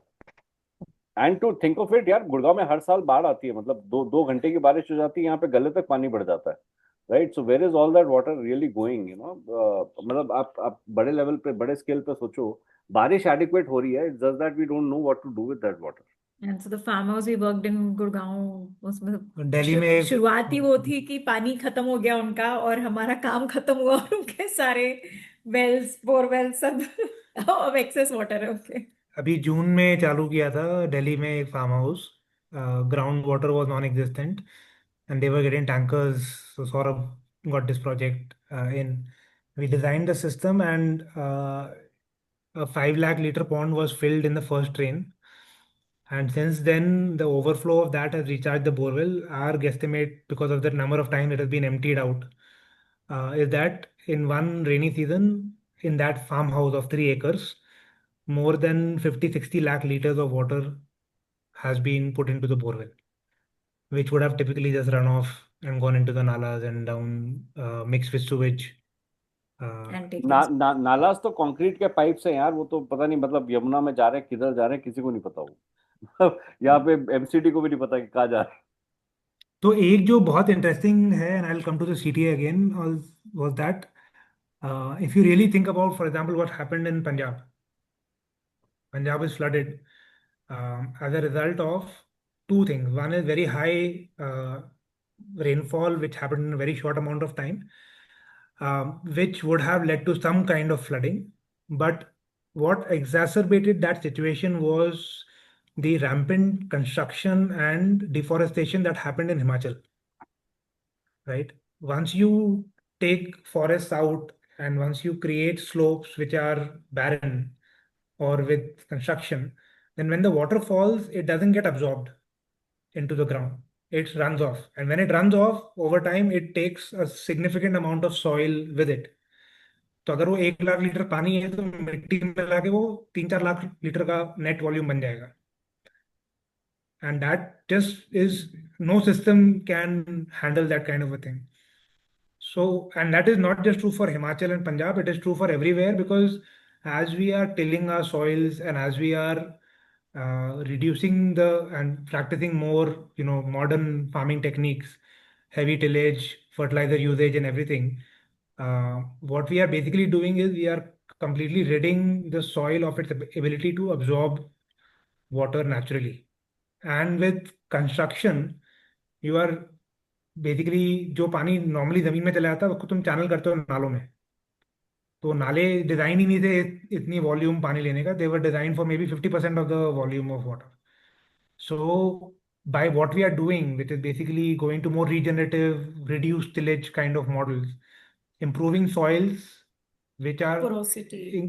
हाँ, soil की porosity improve हो रही है तो soil की absorption capacity improve हो रही है. Groundwater will improve, and at the same time, you are dramatically reducing the runoff that happens as a result of that. And so what we are, like the other CTA is, tech पे help कर सकते हो. अगर कोई भी ऐसा tech solution दिख रहा है जहाँ तुम्हारी एक्सपर्टीज है, please help us out. Projects, there is a very cool solution we think we have, which can be deployed at scale at a very low cost and very decent ROIs for everyone involved. Schools अगर जानते हो And awareness, which is what I was coming अगर to. Schools अगर तो जानते हो तो आशिमा जो कर रही है, she is working with pre-primary, primary, middle school children, and we started a competition for high school children, which is the climate action competition. City level kids picking up problems on waste, energy, and natural resources, and trying to build solutions advised by mentors. So we are basically seeing very interesting ramifications of that curriculum getting deployed in private schools. But I believe the real big impact of that is in public schools. क्योंकि a lot of the villages around Udaipur, the public schools are funded and everything, but education is non-existent. कोई पढ़ाई नहीं हो रही है वहाँ पे. तो हम जो कर रहे हैं वो भले ही हम एक लेंस से लेके जा रहे हैं, हम उनको सस्टेनेबिलिटी, स्टेम उसके बारे में बताने की कोशिश कर रहे हैं with a context which is relevant to them. But we are also finding that often it is the only real education that they're getting. So if you know of people who are supporting government school organizations or spread of education there, then do connect us, because the way we are going with them is that we are trying to get external funding for those schools, because those schools can't afford the program. Private schools can. Private schools, we are charging a fees and we are the schools paying us for it.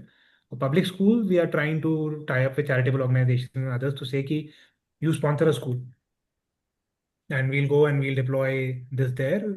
While it is sustainability, it really has a much bigger implication. Because उन लोगों के लिए एक अलग ही lens है. Climate change is going to impact them first and they really don't even know anything about it. They're probably the most sustainable people on earth, but getting them to understand the implications and prepare for it is another very big thing. So that's the other CTA. मैं दोनों ही Navodaya school से आता है, नवोदय से है। पवन का उधर उदयपुर के पास में ही नवोदय है, राजसमंद। नवोदय में आई थिंक पूरा डिस्ट्रिक्ट का वो लोग रहते हैं ना, students, and it's all residential. वहाँ पे ये सारी requirements, maybe you can do it like better there, तो message can go to all the people in district, right? हर गांव से वहाँ आए हुए होते हैं people. हाँ, बिल्कुल बिल्कुल बिल्कुल, उसी के लिए सपोर्ट चाहिए यार, उसी के लिए मतलब कनेक्शन से लेकर के फंडिंग तक, व्हाटएवर सपोर्ट इज पॉसिबल। पवन जैन करवाओ बात आ गया। हाँ, इसी बहाने मैं भी चला जाऊंगा वहां पे 20 साल बाद में। रादर 20 नहीं, 90 Pavan Jain, you need to adopt a couple of schools. हाँ भाई, एक बार बच्चे ऑर्डर किए हुए उनका काम हो जाए तो फिर बट अच्छा, लेकिन एक चीज ये बताओ, लाइक ये है काफी इंटरेस्टिंग है, एंड आई ट्रूली बिलीव कि it can really change the efficiencies of the game, right, farming में specially. What I don't understand is कि यार अगर इतना क्लियर कट आरओआई है, तो what is the challenge to a large scale adoption of all of this technology in on the ground? मतलब एक I can think यार मे बी ट्रस्ट इश्यूज, यार पीपल डोंट नो यू, सो बोलेंगे अच्छा आप मतलब हाउ डू वी ट्रस्ट कि भाई आप ये करके दिखाओ जो आप बोल रहे हो। Maybe there is the upfront investment that they have to put in, but I don't know. There is, so Pawan, there is an upfront investment, right? And it does not come. I mean, so any capital expenditure that we are talking about is a significant investment to the tune of anywhere between 3 lakhs to 5 lakh rupees per acre. Let me put it that way. तो ये ना mass adoption पे एक level के बाद ही जाएगा. The initial adoption will happen with people who are able to understand what it does for them. In terms of so for example, if I have a land parcel and I am capable of investing this money into that land parcel, only once it starts giving me the returns that makes me break even on my capital investment in the next 5 to 6 years is when people will start adopting it en masse. Okay, so you're saying capital requirement, because I understand these farmers वगैरह जो है, मतलब there will be like large farmers, उनके पास रहता है capital, but smaller farmers, even few lakhs is like absolutely. So our go-to market at this point of time is to deal with these larger landowners, larger farmers, larger landowners. Again, people who wish to have sustainability integrated into the lifestyle and also understand the implications, also understand the cost to it. Okay. इसमें एक सबसे बड़ा challenge पवन है market linkage का। तो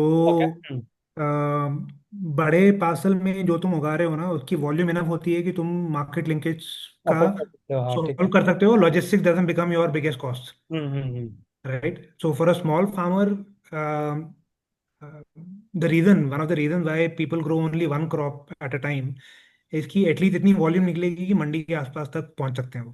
अगर वो 1 एकड़ में 2 या 3 क्रॉप लगा लेगा तो उसको इतनी वॉल्यूम ही नहीं निकलेगी कि उसकी लॉजिस्टिक्स जस्टिफाई हो सके। तो the only way and what we are convinced on is कि अगर क्लाइमेट रेजिलियंस बनानी है तो मल्टी क्रॉपिंग तो करनी ही है। You cannot put all your eggs in one basket and hedge your risk. You have to hedge your risk across multiple crops and trees and everything.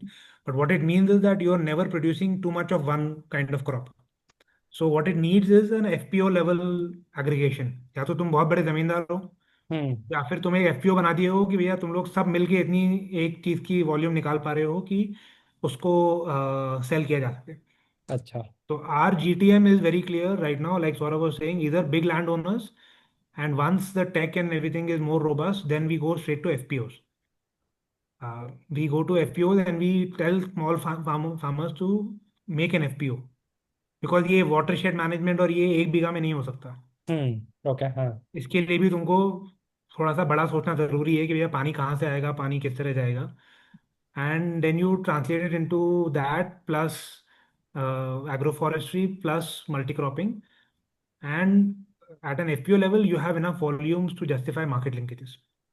Right? हाँ but aggregating small farmers वो anyway ये farmers का आपस में कुछ ना कुछ tussle चल ही रहा होता है विलेजेस में and BDP will know right every farmer the neighbours rarely they will be kind of on good terms with each other right so creating Right. Aggregated vehicle out of So I think that is उसके true. लिए Yeah, working solutions चाहिए यार. 1-2 success stories होंगी, लोग अपने आप we have experienced this, and that is why we realized कि यार ये ना हर एक फार्मर को बेचना आज की डेट में इम्पोर्टेंट नहीं है. आज की डेट में इम्पोर्टेंट है कि बड़े बड़े लैंड पार्सल्स जो हैं वहां पे ये इम्प्लीमेंट किया जाए ताकि उसको देख करके लोग समझें कि हाँ ये इंटरेस्टिंग है, इम्पोर्टेंट है और हमारी इनकम इससे बढ़ी रही है. राइट. आई मीन आज इंडिया का average is about 80,000 rupees an acre per annum. That's about the average agricultural income, and we've already seen upwards of 2 lakhs per acre per annum, right? So ये बोलने में बहुत अच्छा लगता है, but जब तक अपने आसपास में होते हुए देखेंगे ना तब तक कोई अडॉप्ट नहीं करेगा. ये you also know this very well. Right right हाँ बट थोड़ा क्वांटिफाई कर सकते हो क्या तुम लोग what are you talking about in terms of what is a small farm what is a large farm और उसमें कैपिटल इन्वेस्टमेंट कितना होगा and then when do you see the returns like when do you break even. तो अभी हम लोग target कर रहे हैं 25 एकड़ से बड़ी farm. Ideally 50 acres is the size, but 25 acres plus is the minimum size for the ROI to for the fix cost to start making sense for the owner. Right. उससे कम में जो मैन पावर का cost और equipment cost होता है वही उनको बैठेगा नहीं. तो above that threshold is a good number. Now capex is linked to your return. The reason is that if you are investing into drip irrigation and uh, uh, proper equipment and ponds and everything, then you are being able to do many more varieties of crops and you are able to get better returns. Now, if you cut down on the capex, it limits your ability to what you grow. तो उसमें भी निकल के आ जाएगा, पर उसमें the model is not that compelling for the owner. तो अभी जैसे हम लोग जो अभी टीजी है, you can almost think of it as IAS officers. जमीनें पड़ी हैं खूब सारी, कैश भी पड़ा है खूब सारा, डालेंगे. There is a positive white income that is coming out of it and it makes perfect sense for it. And once we get one parcel, then it is very easy to onboard farmers around it because then it is economies of scale kicking in that area. तो अगर एक 50 एकड़ का farm है तो उसके पास तुम 200 एकड़ इवेंचुअली बिल्ड कर सकते हो, आधा बीघा 1 बीघा करके. बट वो एक parcel has to start to make sense there. And capex terms में on the upper side we are talking 3 to 5 lakhs per acre. And on the lower side, it can be somewhere 1 to 1.5 as well, right? But it really depends on the solution. और हम लोग बहुत ही simple put कर रहे हैं कि the projection, we do the modeling, we give you the projection, and you decide what you want to do.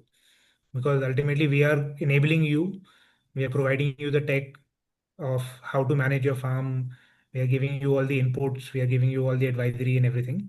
The returns will depend on what you are ready to put in the beginning as well. Thanks, yeah. What was interesting in this is you're describing capex as almost per acre, right? So and then you say कि 25, 50, 100, 200 एकड़ होगा तो भी वो capex ऐसे multiply होने वाला है क्या? थोड़ा कम हो जाएगा. ज़्यादा बड़ी ज़मीन होगी तो थोड़ा कम हो जाएगा, बट मोटा मोटा रहेगा क्योंकि कैपेक्स क्या है, बाउंड्री फेंसिंग का कैपेक्स है तुम्हारा जो तुमको करना पड़ेगा to prevent animals. And we working on this, we are trying to figure out what are other ways to prevent wild animals from coming into the farms itself. Drip irrigation drip irrigation is your big capex and civil works. तो अगर 200 एकड़ है तो उसमें multiple pond खोदेंगे, 25 एकड़ में शादी की पॉन्ड खोदेगा, तो वो थोड़ा बहुत चेंज होगा बट ड्रामेटिकली चेंज नहीं होगा इन टर्म्स ऑफ सेविंग्स. सेविंग और होगी वेयर हाउस इसमें में और उसमें. गवर्नमेंट सब्सिडीज वगैरह नहीं है क्या and may be Shahnawaz would know better in this but ये है इरिगेशन वगैरह में है है I know है. because 15-20 years back drip irrigation when it had just started to come उस टाइम पे तो government use like heavily subsidise it farms के अंदर, but this was when I was a kid, like मतलब maybe 30 साल पहले। तो है, but like with any other subsidy scheme of the government, अच्छा। what you get is really shitty stuff. So most people who are doing it seriously end up buying at market prices, but getting the good stuff which lasts 5 years, 6 years there. Subsidy एक limited लोगों को ही मिलता है, उनका budget होता है उतना ही, right? It's not like that. Subsidy का process depends लिमिटेड on के अलावा भी जो टेक्निकल स्पेसिफिकेशंस मटेरियल के होते हैं जिसके अगेंस्ट सब्सिडी मिलती है, that is not necessarily the best stuff that is available in the market. So वो लगा भी लो और सब्सिडाइज कर भी लो तो हर 2 साल में चेंज करो, फिर क्या फायदा। राइट। बिकॉज जब ये मैंने आया था भी इंफॉर्मेशन, तब आई नो कि लोग बाग subsidy was the only way because it was not affordable to that time. और इसका आरओआई कितने टाइम में निकल जाएगा? Let's say if you invest यार 3 so lakh. our when we are designing the project, we are designing it for 5 to 6 years of break even on the capital investment, अच्छा।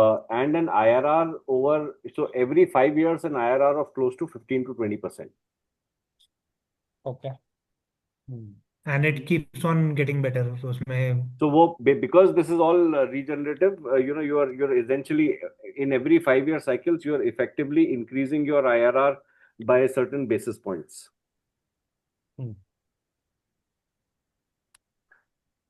तो at time है, तो last CTA भी डाल देता हूँ, funding भी कर रहे हैं, फंड रेज भी कर रहे हैं हम लोग।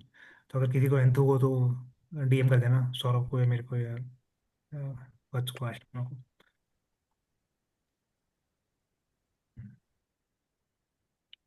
एक इंटरेस्टिंग चीज, तो when we started one of the thing that explored was hydroponics. तो अपना जूनियर है इकी फूड्स चला रहे हैं ये लोग। I don't know if you guys have heard about him, Abhay Singh and one more guy. Kota में है, राइट? कोटा बेस्ड हैं ये लोग, and there They are innovation. raising some substantial amount of funds too.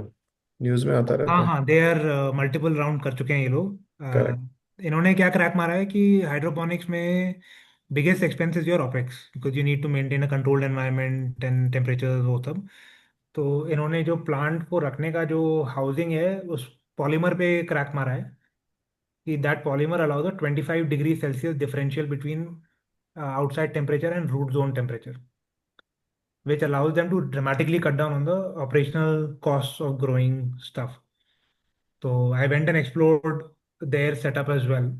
And what they are basically doing is कि 10 रुपए kilo पे टमाटर बेच सकते हैं हाइड्रोपोनिक्स उगा हुआ, और वो इनके लिए वायबल है, प्रॉफिटेबल है, and they are getting a premium because hydroponics है तो बिल्कुल परफेक्ट लुकिंग सब्जियां आती हैं। One of the decisions that Ashima and I explored very early on was, if you talk food security, then it probably makes sense to go protected. Why do you want to, अगर climate साला पूरे unpredictable है, paste दुनिया भर के आ रहे हैं, तो क्यों खुली खेती करनी है? तुम प्रोटेक्ट ही कर लो ना, पॉली हाउस लगा लो, पॉली हाउस के अंदर जो करना है करो, कुछ नहीं होगा बाकी सारी चीज़ों को। Two things that we realized, one was that it's a solution which not every farmer can adopt, the same way that Pawan is saying कि उतना कैपेक्स लगाने की औकात नहीं है लोगों की। बट दूसरा जो हमने अपने एक्सपीरियंस से रियलाइज किया है कि when you grow food through a chemical equation versus when it grows in the soil, particularly when it grows organically, the nutrition that you get out of the food is very different. So I can put And the it's right, anecdotal. It is indeed true. वो microbes और वो सब missing रहता है। गट जो आपने बोला था ना, गट बिल्कुल health and your brain health, उस पर ज़्यादा that स्टडीज is नहीं है, missing. ज़्यादा स्टडीज नहीं है, but the reason I organic food often taste better is because the same chemicals that the plant uses to fight off, you build the Correct. prophylactic action, are the ones that give it taste and enhance the nutrition of it as well. So the microbes in the soil actually improve bioavailability of whatever nutrients are there. And so organic tomato will be healthier in terms of nutrition than a non-organic hydroponic tomato. So we Correct. decided कि that's Tastier not. तो होता है because I have tried both. And there are studies कि over the years food का nutrition कम होता गया है। मतलब जितना न्यूट्रिशन आपको पहले एक एप्पल से मिल जाता था, उतना अभी आप 4 एप्पल खाओगे तो अपने शायद पेरेंट्स के मिलेगा। टाइम का एप्पल और अपना एप्पल It's like this. में Urine nutrition is acid. dramatically For different. for that there are a lot of studies कि amount of vitamins in spinach and amount of nutrients in any food has reduced over time. और पर ये कि बैंगलोर हम में तो उल्टा है. hydroponically grown बैंगलोर में spinach is more toxic to eat. Definitely पता नहीं कौन से पानी में उग रहा ठक्कर ठक्कर बॉम्बे की स्पिनच तो खाई होगी तुमने. सब खाइए. वो जो ट्रैक के साइड वाले. ट्रैक के साइड वाले. My God. बॉम्बे में मैं मिसल खाता था. ठीक है. So I think food का angle ना, although we have been for the past 2.5 years, what we've been selling has been at market price. कि अगर बाहर सेले वाला 50 रुपए में टमाटर बेच रहा है तो हम भी 50 रुपए में ही टमाटर बेच रहे हैं. We have our customer base which is reasonably loyal, and we've now started growing more longer shelf life. So wheat, दालें, बाजरा, ज्वार, we're growing more longer shelf life. and experimented with medicinal crops as well. हाँ, medicine से भी experiment कर रहे हैं अभी हम लोग. Because the ROI, Pawan, to your question, in the end is not going to come from growing just गेहूं and Mecca. It is going to come from a combination of crops which help each other grow better, improve the nutritional value of each other, but also improve the margins of that land. And that requires a larger parcel because you're doing multiple. Right. Right. तो मतलब भिंडी उगाओगे तो साथ में broccoli भी उगाओगे और हल्दी भी उगा रहे हो तो on an And you know, average spices हो गए आपके, और ये जो medicinal crops हैं, they are obviously on a per kg basis, their returns on investment is much higher than a प्याज और a टमाटर और a गेहूं. हम लोग ऑन ग्राउंड भी काफी जुगाड़ करते रहते हैं कि यार अब जैसे वाटर के लिए ड्रेन निकाली है, पीक वाटर मैनेज करने के लिए. Most of the year it is just empty. Right? It's really designed for a very fringe use case, but it taking up space that we have on the farm. So what can we do with that space for the rest of the year? Can we use trellises or something to grow climbers and creepers on top of it, or grow something along the channel itself, Yes, which is not vetiver. completely destroyed? Vetiver होगा, खस उगा लो, drain में lemon grass. Lemon grass उगा लो. तो वो सारे जुगाड़ हम लोग लगाते रहते हैं कि कैसे per square foot optimization कर पाए and create that model which can then be transmitted to everybody कि भैया okay, this is how you get the most of the out of the land without investing too much in terms of resources or cost, and you get the best productivity while improving soil health and everything. Initial There's खर्चा another, I कितना think, हुआ? IT by alum na, here in Hyderabad who is trying to do this multi-layer जो आप बोल रहे हो ना, to get more productivity कौन है? per square foot. यहाँ पर विनोद करके है, एरो का बंदा, I think 2006. I can connect बिल्कुल. With him separately. उसके अलावा मेरे को यूट्यूब में ये सब बहुत आता रहता है. I am passionated about farming and things like this, organic. Sheikh साहब का तो छत भी आई काफी मैं भेजता हूँ कुछ, एक दो मेरे पास आया था पुराना, तो I have to take it out for you. तो अभी भी कर रहा है छत पे? यहाँ तो यार I move to apartment, so I have now shifted. तो उसके बाद बंद हो गया 3 महीने से, but before that I was growing something. Sikandar में पूछ रहा था, इनिशियल जैसे कैपेक्स किसी ने कुछ लगाया आप पर एक, और उसके बाद में एवरी ईयर जो एटलीस्ट जो इनपुट्स है उसका तो आउटपुट आ ही रहा होगा, राइट? हाँ विद हाँ all your methods and everything, हाँ राइट? हाँ हाँ. It's the उसको मान लो initial एक बार cost, BTP. It's the initial cost only largely. उसके बाद तो फिर रोलिंग में आ जाता है सब. फिर उसके बाद ऑपरेशनली रोलिंग में आ जाता है. यू रोलिंग आर में आ एबल टू डू, राइट? या बिकॉज अभी मतलब खेतों में जो मैं जो देख रहा हूँ वो हमारे उधर तो वही प्रॉब्लम है कि हम जो इनपुट देते हैं वो केवल एक खेत उगाने में वही वापस हो नहीं पाता है उधर से. वो बहुत बड़ा इश्यू है. देखिए वो हाइड्रोपोनिक्स वाला सीटीए क्या था? क्या था? हाइड्रोपोनिक्स क्यों बोला था?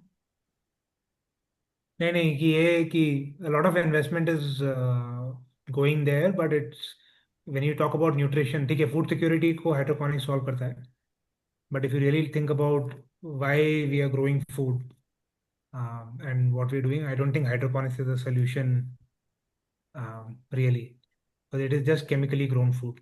You are replacing fertilizers in the ground to fertilizer in the water. तुम रोबोटिक मतलब वो मैट्रिक्स टाइप खाना उगा रहे हो जो दिखने में बहुत अच्छा लगता है, but nutrition value I don't think it's nearly there. And a lot of our current investment in the world is going towards that. For the same reason, कि भैया open field is too complicated. Let's control the amount of variables by going this way. In fact, like application of technology wise, if we look at, say, precision agriculture and everything, right? So all of that is tailored towards trying to control the natural systems rather than like trying to work in synergy with the natural system and trying to understand what is going on a little bit better, right? So सारा precision agriculture, polyhouses and ये सब वाला, it's like more कि okay, how can we control things better? And like you said, Sikander said earlier, right? Food security point of view, say that seems fine, but if we look at the bigger picture, zoom out, like sustainability and the long term, वाला ये, like that's probably still not the solution that we need to start engineering towards. So like using technology just to understand things better as well and work with the natural systems better, that's something that we really need to do. So I guess, Chinta, like I think CTA over there is probably that, right? Like, kind of in terms of the things that we are prioritizing and focusing on as well. That while these solutions are great, at the same time, keeping that lens active. I think there is room for everything, right? Because there are a Right. bunch of people who would want their apples to Right. all look perfect and tomatoes, right? Matlab, Right. you can't go beyond that. But there are Right. people who care about what goes in their mouth, right? So then, Right. So like this kind of keeping that. We In US, actually you want get people to perfect care about what onions, goes right? into their mouth. US, you get perfect onions, perfect tomatoes, everything perfect, right? They do care about that. But वो तो soil में But they don't care about what goes into their mouths. They care about how the food looks then. anyway, वैसे भी उनको सब mix करके burger में डालना, तो फर्क क्या पड़ रहा है कैसे है? India में वैसे food security is not the problem now, right? है यार, अभी जो पंजाब में हुआ है, this is going to happen more often across the board. I think food security is the reason why government is pushing for natural farming and everything is because the government realizes that we have killed our soils. हाँ मतलब We मैं have I was depleted coming to our point कि food secure अभी ये जो सारे methods हैं climate change के हिसाब से this will be more effective नहीं नहीं, even in general also BDP नहीं, अपना एवरेज पीएच, जो सॉइल का पीएच है एवरेज इंडिया का, that is close to 8.5 8.6 now, which is highly alkaline in nature. जो जो डेजर्टिफिकेशन होता है that starts happening at 8.5 above, which basically means कि a lot of our fertile land will soon turn into deserts. This is a real thing. There are pockets in Maharashtra, there are 5,000 pockets in ton soil हर बार erode हो जाता है, हर साल बह there are जाता है. pockets in Maharashtra, there are pockets in MP, Madhya Pradesh, which were like at one point of time they were like very fertile soils, which have started degrading into almost deserted zones. No cultivation, no plantations. Similarly, almost every large lake ecosystem in the country is actually grappling with tons and tons of soil erosion and getting into the soil, getting into the lake. So, we're talking about a massive problem, which the government is realizing it is not percolating deep enough for people to start realizing this too. but food security in Indian context is a very real thing. कि ये होने वाला है. अगले साल तो देखना चावल के प्राइस जाएंगे अभी तूफानी ऊपर. शायद ना भी जाए, because Department of Control Consumer Affairs करेंगे. Department of Consumer Affairs will probably control it by pumping in a lot of money, artificial control of pricing. But it is a real problem. It is a real. So you wouldn't know this, but they say NAFED spends almost 400 crores every year to stabilize the pricing of onions. It has to be नहीं तो government का तो government गिर Exactly. So ये बहुत ज्यादा, मतलब जो इन्फ्लेशन हम कंट्रोल देख रहे हैं ना, this is a lot of external impetus coming from the government to control these prices. I was coming to the point कि food security is the problem, then hydroponics यदि cost effective है and it can produce a lot more, so then why not people focus on Cost effective with very high capex. So only in that kind of a model is it cost effective. Right? Capex तो है उसमें ना, वो farmer को नहीं लगा सकता है, वो ईकी वाले खुद ही लगा सकते हैं वीकी फंडिंग के साथ. तो स्केलेबल नहीं रहा फिर वो। मतलब scalable to a certain extent है, जब तक तुम्हारे पास उतना पैसा है। पैसा तो लिमिटेड ही है। But ये other end of the pipe is also equally a problem, right? कि from the farm to the table में जो wastage है, which I'm guessing is Massive, an equal focus, right, for food security. massive, massive, massive. So But what there are is a you lot guys of, doing in that space? but that is a lot of what startups in the space are already doing. तो अभी अगर agri-tech देखोगे, तो bulk of the startups are working on supply chain. Primary from a point की disruption हो सकता है because it's very disorganise, but along the way they are solving the wastage problems, the spoilage problems as well. So a lot of startups, Ninja Cart, WeGrow, Dehat, all of these guys are now focusing on the supply chain side of um, the produce. So of that output. और उसके अलावा भी यार even scientifically technically ethylene control से लेकर के there are so many new things that are coming Infi-Cold up आ इन गया है। Cold storages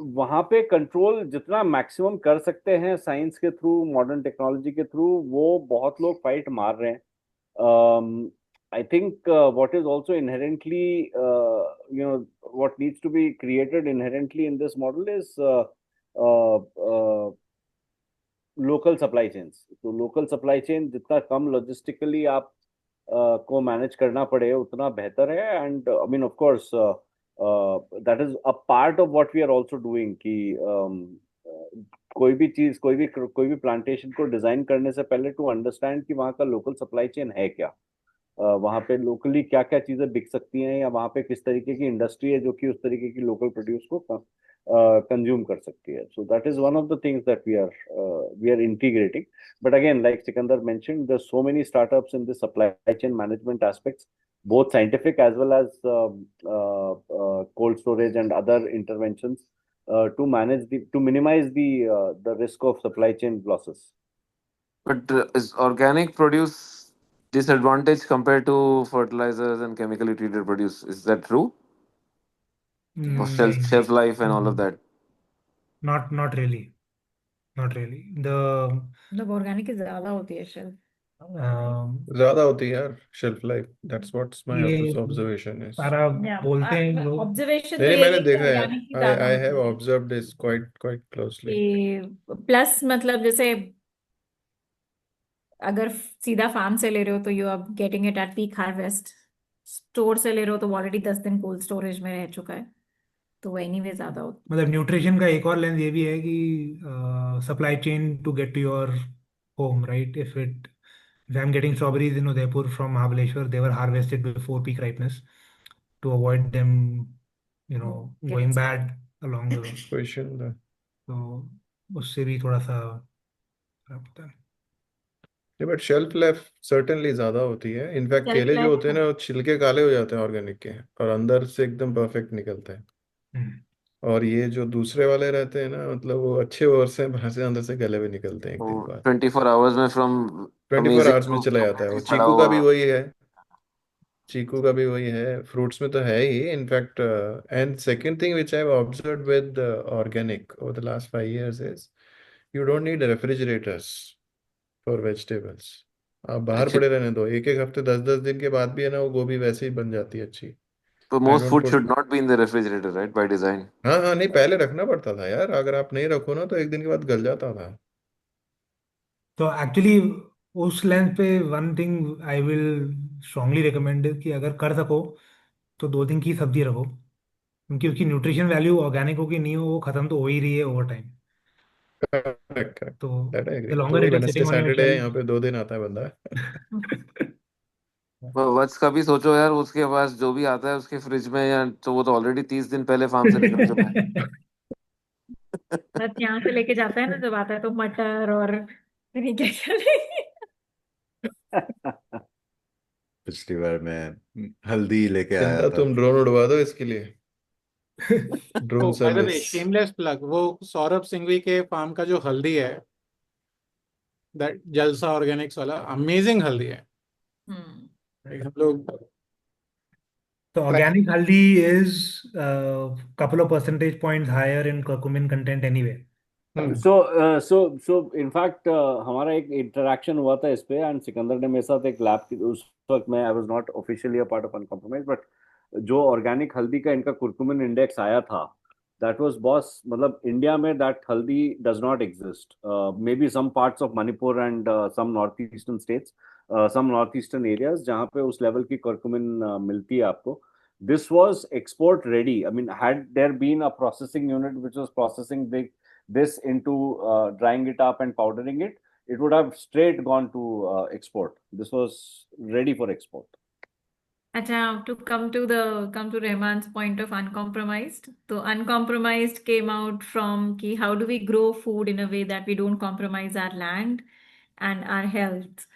So that's why the name uncompromised came. And अब का एक और iteration आ गया है कि how do we build an uncompromised future? I mean, name is very Everyone clear. compromise. That's what is good about it. Like everyone says that compromises are a way of life, and we were like, we don't have to compromise with our health. We don't have to compromise with the health of the planet. क्योंकि अगर उसी से compromise कर दिया तो future क्या है? Yes. Like you will never compromise with your child. Like no matter what happens, you will not compromise. So why with the planet? It's a very, very strong name and gives a very clear signal, clear message. It's fantastic. I like By it. the way, tag tha, you are about child, so like you don't see the future of Earth because you may not live that longer, but you are shown कि, okay, after 100 years your kid will be living that life and he will be facing all these, and then you just realize कि अरे यार सही में इतना गलत हो सकता है, and that is actually going to affect my kid. Right. पर There was जैसे one ad, एक like, मैंने कहीं पढ़ा था कि most of our problems is not because we don't see the problems that we are creating problems, right? We are just creating solutions, but we don't realize the long-term effects of those solutions. कि हमको humans needed a material that will not break down, so they invented plastic. They gave Nobel Prize for the person who invented plastic, and now we are struggling with it, right? World War II के time पे we wanted food and everything, तो हमने DDT invent किया कि भैया insect नहीं खाना चाहिए हमारे क्रॉप को, and now we are struggling with the impacts of DDT, and we gave Nobel Prize to DDT again, like. So we celebrated those, and those came out of solutions of problems that the world was facing at that time. So we're very intelligent, but we don't keep the long-term aspect, and we are always working against nature. There is nothing in nature that doesn't die, yet we created a material that doesn't die. There is nothing in nature that doesn't allow another species to live, yet we created DDT that will eradicate completely those things. So whenever we have gone against nature, the long-term ramifications of them have been high. So that's what we are saying, that how can we work with nature? Like nature doesn't compromise on anything. Why should we compromise on things? So बोलूंगा कि हाँ, like nature में हाँ exist तो करते हैं सारे, लेकिन हमने सब चीज को वेपनाइज कर लिया बेसिकली. हाँ, मतलब नेचर में ऐसा कुछ नहीं एग्जिस्ट करता जो सब प्रॉब्लम चीज आई को सी अपग्रेड कर देगा. Problem I see here is कि नोबेल प्राइज देना बंद कर देना चाहिए. ट्रम्प को मिलेगा ना अभी Nobel Peace Prize. Nobel Peace Prize. यार नोबेल प्राइज की वजह की प्रॉब्लम हुआ 96 की वजह से नहीं हुआ है problem. Okay, that also you keep in mind. Yeah, today's solution can be a problem for the future. Yes, it seems. So Green Revolution, man. Green Revolution. Green Revolution is a classic case of something that was so great and now is like the reason for a cancer train, the reason for dead water tables, the reason for Punjab and Haryana going to become deserts in the near future. I have a counter view. अभी लंबा खींच सकता है. I think already 10 o'clock हो 10:20 हो चुका है. Just bringing that, I don't want to get into that. But when urea was invented, right, ammonia was invented. At that time, the thing was like Earth can support just 3 billion people with their natural, like normal जो भी खेती हो रही थी उससे. And there were wars being fought कि वो जो caves में जो बैट का shit होता था उससे मतलब what all you can do. Nitrogen रहता था ना उसमें. Then ammonia came and now earth is able to support 8 billion people. If you go back to organic, नहीं. How many billion people will you be able to support? BDP 85% है. 85% of agricultural land is used to grow food for cattle, for livestock. If we stop eating a little bit of meat, the per capita meat consumption has gone up so much, थोड़ा सा meet कम हो जाएगा तो nitrogen की कोई जरूरत नहीं है दुनिया को. 85% of your land is growing food for livestock, man. अभी जैसे ऑर्गेनिक खेती का वो श्रीलंका में जो हुआ था, was that because of organic और there That are was because of a knee-jerk reaction. You can't just decide कि कल से मैं फर्टिलाइजर बैन कर रहा हूँ. वो वैसे कोई दुनिया नहीं चलती है. That was just bad policy making. Okay again That was demonetization. That was if only they would have stuck to it. See where it has taken us. But तो ग्रेजुअली एक्चुअली करना मैं पड़ेगा. इसमें एक और चीज बोलूंगा, लाइक मैं शुरू में मैं मेंशन किया था, राइट, वो जो like earth overshoot day and deficit day. अगर लाइक कि वो डेफिसिट डे वाले में जाएंगे, right, like the countries that kind of they manage to stay within their own budget of कि क्या खुद कर सकते हैं, बायो कैपेसिटी जो है उनकी. तो एक कंट्री है जो दिसंबर 17 तक खींच लेती है, राइट, मतलब ठीक है वो साल साल नहीं निकाल पाती है बट अपने बायो कैपेसिटी है. तो दैट्स उरुग्वे, राइट. वो एंड उरुग्वे में like organic farming is one of the, it's like 20% के आसपास ऑर्गेनिकली पे ग्रो करते हैं, right. So that's a pretty significant percentage as well. तो मतलब कि if we just look at, मतलब कि अगर बहुत मैं oversimplify कर रहा हूँ probably, but that is perhaps something to look at as an interesting data point as well. Thank you, Nishant. Maybe we should conclude now because it's getting late at some parts of the world, especially for you, Nishant, right? You're from Singapore. And Abhinav as well. I Yeah, think. Abhinav. Yeah, maybe, yeah. और अगर हम time लोग the constraint two नहीं of है us तो in the एक same question time और zone. पूछ सकते हैं यार, मतलब One last question you want to ask? Go ahead.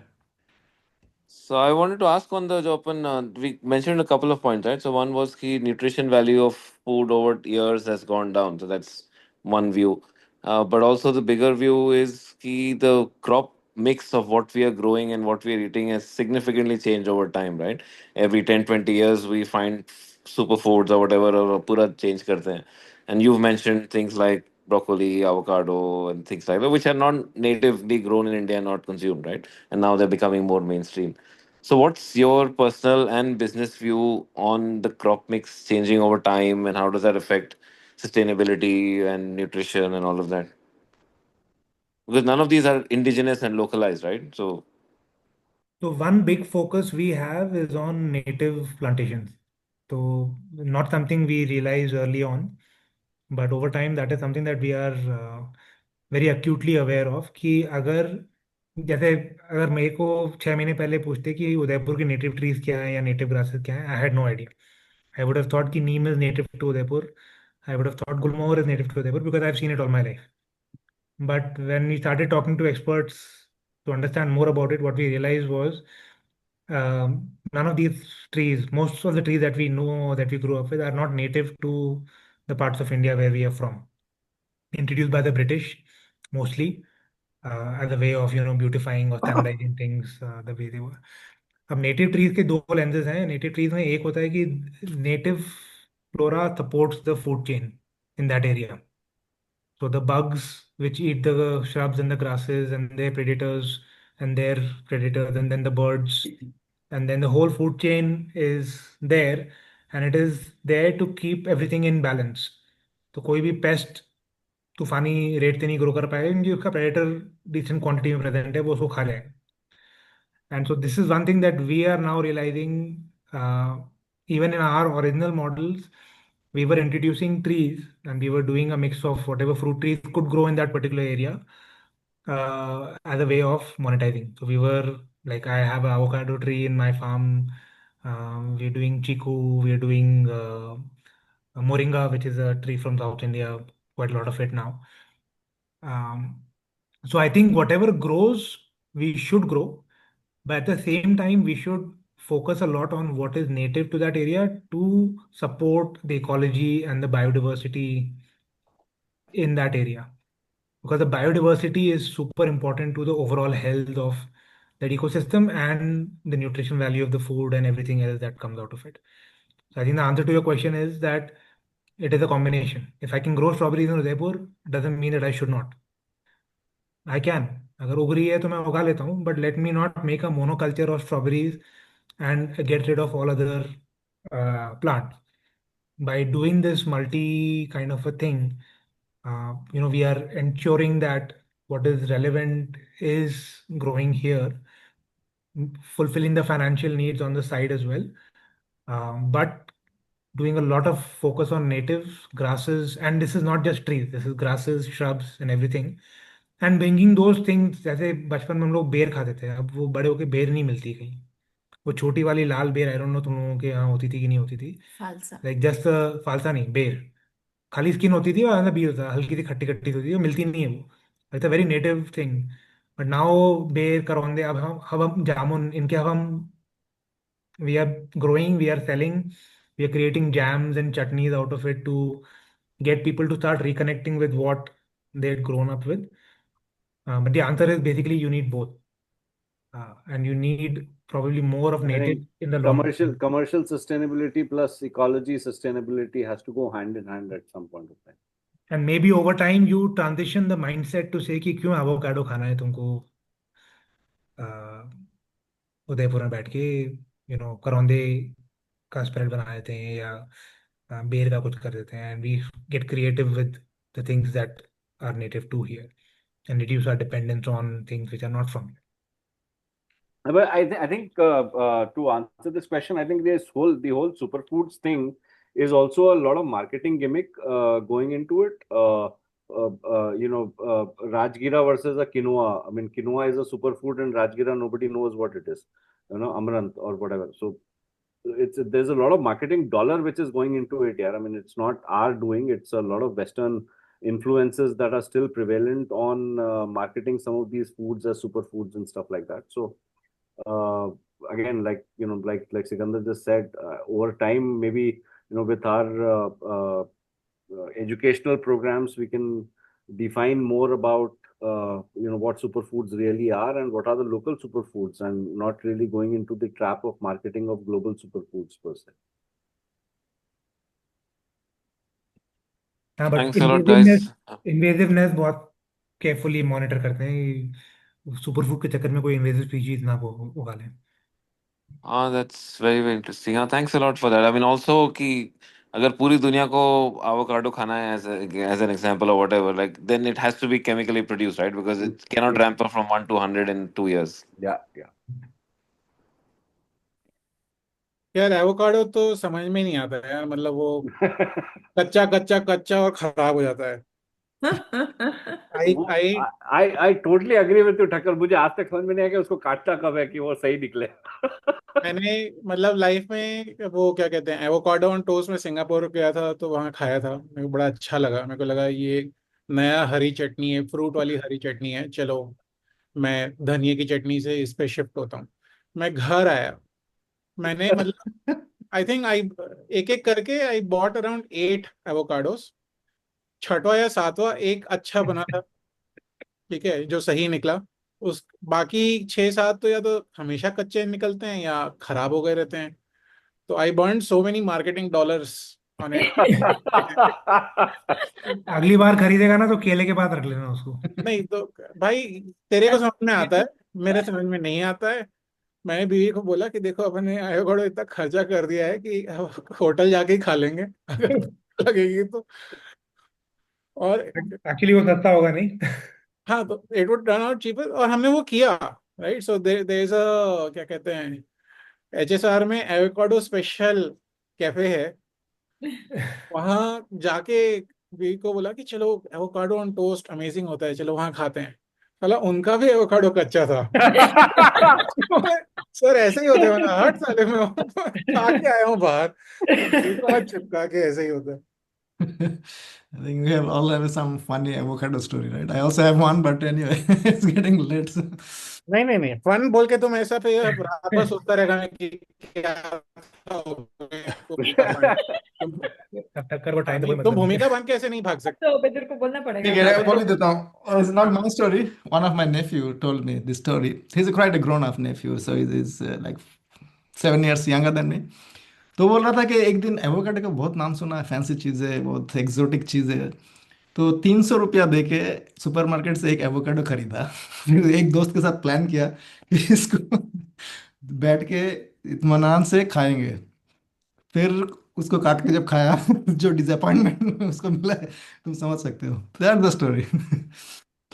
तो anyway, let's interesting. Wrap it अभी up. Like I don't know US से कोई ज्वाइन किया है कि नहीं किया है, बट यूएस वालों से भी सुनना पड़ेगा एवोकाडो स्टोरीज, बिकॉज वहाँ के लोगों को मैं ज्यादा कंप्लेन करते हुए नहीं सुना हूँ एवोकाडो के बारे में। एंड परहैप्स लाइक ये शेमलेस प्लग नहीं है, लेकिन परहैप्स लाइक नेटिव शायद वहाँ पे जो स्पेशली जो मेक्सिको वगैरह से आ रहा है प्रॉब्ली नेटिव है वहाँ पे, तो इसलिए उन लोग को उतनी दिक्कत नहीं होती है। ओके, हम लोग जो दूर दूर से मंगवा मंगवा के हम लोग जो खाते हैं या इधर उधर उगा के खाते हैं, शायद हम लोग को ज्यादा दिक्कत हो रही है एवोकाडो से। गुआकामोली बनाते हैं ना यूएस में, तो उसमें लेमन वगैरह डाल देते तो कच्चा पक्का पता नहीं चलता होगा। एनीवे गाइस, जैसे बैंगलोर में जो एवोकाडो मिल्क शेक मिलता है जिसमें 3 चम्मच चीनी डाल देते हैं तो पता नहीं चलता क्या है। बटर बटर फ्रूट ना, वहां पे तो एवोकाडो बोलते भी नहीं, बटर फ्रूट बोलते हैं शायद। चलो, वाइफ का कॉल आ गया। all right, all right. So, guys, let's wrap it up. First of all, I want to thank the audiences. It's really always a great pleasure to have you, have in live session. So that's really appreciated. Please don't think that you are not important because you have this question answer interaction session. You see each other maybe after 20 years or so. This is fantastic to have you, first of all, and for the live discussions. Then Ashima, Sikander, Nishant, and Saurabh, it's a great pleasure for me to know you and then interact with you, to connect with you. I hope that we'll keep in touch. And so I must say that what you guys are doing, it's groundwork in some sense. You're talking about soils and crops and farming and this kind of thing. But I feel at the same time it is the most meaningful thing that you are doing. I cannot think of anything else that could be more meaningful Really ground, right? than what you guys are doing. So I would be very, very happy to be a part of it somehow, connect with you, join force. I'm sure some of us who are watching and who will be watching later would be happy to connect with you as well. Udaipur में reunion करवा दो हाँ, करते हैं, बिल्कुल। I'm coming to that. आ जाओ So, आ जाओ। idea. Yeah, next ठीक time है, also I'll budget one extra day, Sikki, for your हाँ, farm. बिल्कुल वही कह रहा है, And I शीश का really भिजवा दूंगा। want from my heart that you guys should succeed big time, yeah, in this. This is needed. yeah, I'll come to that also. Let's talk about that. So personally, I feel that I could do a couple of things. I have a very close friend who works for Asha for education, because you talked about somebody who could fund education and these kind of things. I can connect him with you guys, and maybe something comes out of it. This will be fantastic. Another thing I can think of from my side is that, of course, when you're Sikandar, when you're explaining the technology part of it, I was screaming in my mind, sounds like a data science, machine learning project, like AI and stuff. So I'm very much into it these days. So please think of me if you have some cool project or something interesting you want to talk about or work together. I'll be very happy to get in touch. Last thing I wanted to talk about is when Sikandar and Ashima, you talked about your child. I think that was for me the highlight.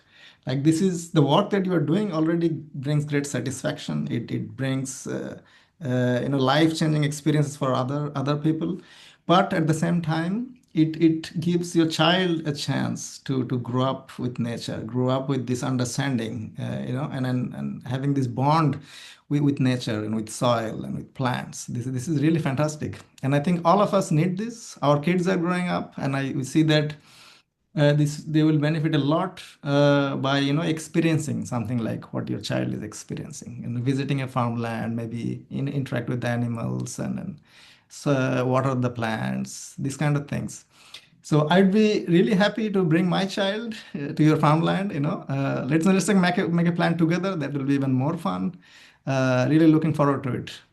And thanks a lot for all the knowledge, all the information. This was for me a master class of agricultural technology.